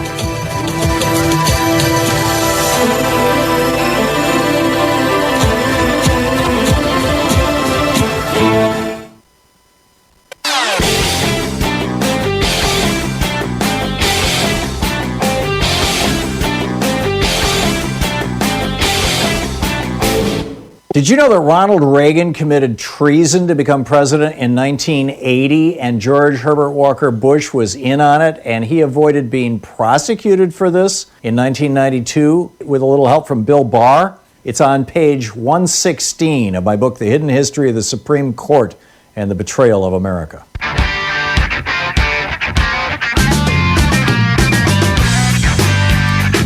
And welcome back. Thom Hartmann here with you, and Joe in Albuquerque, New Mexico. Hey, Joe, what's up? Hey, good afternoon, Tom. We're talking about cramped working conditions, and what occurred in my mind is corporate America. And when I worked for actually a car company at the headquarters, basically you work in cubicles. You work in a quad, and your neighbors are right next to you. They're diagonal from you. And so when people start, going back to the corporate America scene, I kind of feel that they need to kind of change their setup. Unless you're a manager, there's you a work vaccine. in an office. Yeah, correct. Yeah. Unless there's a very effective vaccine where we're all vaccinated. I mean, this is how America changed in the late 1950s as a result of the polio vaccine. Because we were not developing herd immunity to polio, and the Republicans are still promoting this herd immunity idea, and the red states all think that that's what they're going to do, and it's going to be just wonderful. And you look at Sweden. Sweden is sort of doing that, but the fact of the matter is, most of Sweden is still shut down, and they have 3 times the number of deaths of any of the other Scandinavian countries. So it's a tough one. Anyhow, thanks a lot for the call. Let's see here. Chaz in Lakewood, Washington. Hey, Chaz, what's up? Nazadrovia, comrade, is another glorious day in Trumpistan, is it not? Indeed it is. What's on your mind, Hey, listen, Chaz? there were 2 milestones that occurred yesterday. We've covered a little bit, and I want to get in a little in-depth of them if time allows. 1 million U.S. cases of COVID-19 yesterday. That, you realize that is a third of all of the world's cases, and more dead than Vietnam. You mentioned that. Over 60,000 will occur later on today. And he has yet to express sorrow for the loss of even one American. Now, we have 4.5% of the world's population. We've got 1/3 of the world's coronavirus cases and 1/4 of the world's deaths. You know how many people And Jared died Kushner in goes China? on Fox and says, "This is great. We're doing a great job." Well, great of success. course, the son-in-law of the leader would be the perfect choice for that. You know how many died in China? Which time? Oh, you mean from the coronavirus? Yeah, it was like 3,000. Wasn't it 3,200? Yeah, right, exactly. And that was ground zero for COVID-19. It shouldn't have reached American shores, and they are 4 times our population. You remember when we were accusing China of undercounting? Tell me, Tom, is that or is that not occurring here? Well, you've got the governor of Florida telling the coroners in Florida counties to stop reporting COVID deaths You can no longer list the cause of death. So we're just going to guess how many people are dying of COVID in Florida. I mean, this is the brave new world that we live in. It's nuts. Chaz, I got to move along, but thank you for the call. John in Ocala, Florida. Hey, John, speaking of Florida, what's on your mind? Yeah, I just wanted to mention that we haven't heard about how do you decontaminate yourself before you get back into your house. And as a former NBC officer, that's nuclear, biological, chemical, we always decontaminate when we get out of the area of what we have to do and what we did. And I noticed in Europe, they're spraying down the streets and the cars and the buildings. I haven't seen that in the United States, nor any good advice for decontamination before going into your house. Yeah, they're doing that in Asia, too. I don't know, John. I'm not a scientist here. I know that people are washing their masks or disinfecting their masks. They're wearing gloves. And a lot of disposable gloves. Taking all your clothes. If you've been in an environment where you think you might have been exposed, you might want to wash your clothes, I suppose. But it seems to me like the big danger is inhaling this thing. It's not so much bringing it home like you might with nuclear waste. But it's a good question. I'm sorry I don't have an easy answer for you, or any answer, frankly. I don't want to be offering medical advice on this program. Leslie in Central Square, New York. Hey, Leslie, what's up? Hi, Tom. How you doing? Good. You there? What's on your mind? Tom? Yeah, our delay has gotten real bad here, Leslie, because of the latency in the internet. But just keep talking. Okay. Chris Hedges, right? Yes. Okay. I was watching him the other night, and he was going through stuff, and he was going through the fact that he had to sue Barack Obama for the Posse Comitatus Act that says the military can be used against the American people. Okay, and any president can use it. Also, the other thing about taking you away, and the fact that he won, and then Barack Obama got really upset and really went after people to change it in an appeal. I think the people got to know what kind of people these are when they think about them and they hear their speeches. And if they don't know this stuff, they think they're a great person. If they know what they're really about, Leslie, if you, thank you. David in Spotswood, New Jersey. Hey, David, you got the last minute of the show. What's up? Hey, I'll try to be really brief. And my concerns are, and it's why I've been calling your program frequently, is every recession since 1990, I've been told I have to work to midnight and get things done, and if I don't, I'm going to get fired. Only time I've ever been threatened to get fired over my work. And I really feel for the people in the meatpacking plant. I think a lot of your callers brought up brilliant things. I just want to bring up two things. Company towns and John Maynard Keynes. If we would have had this $2 trillion divided up among the American people and asked them to dig a ditch, it would have been $25,000 per person. And I think the Republicans want to bring back company towns and feudalism. Thank you. Yeah, okay. Thank you, David. I agree with you. I agree. We'll be back tomorrow, same time, same place. Thanks so much for being with us today. And in the meantime, check out indivisible.org. Our guest was brilliant, Ezra Levin, and it's a great website. A lot of stuff you can do, and a lot of ways to participate in your democracy. And share with your friends, however you're getting this program. Tell them about Progressive Media. Thanks so much for being with us. We'll see you tomorrow. Tag You're It. Have a great afternoon. You've been listening to Thom Hartmann. For audio and video archives, visit thomhartmann.com.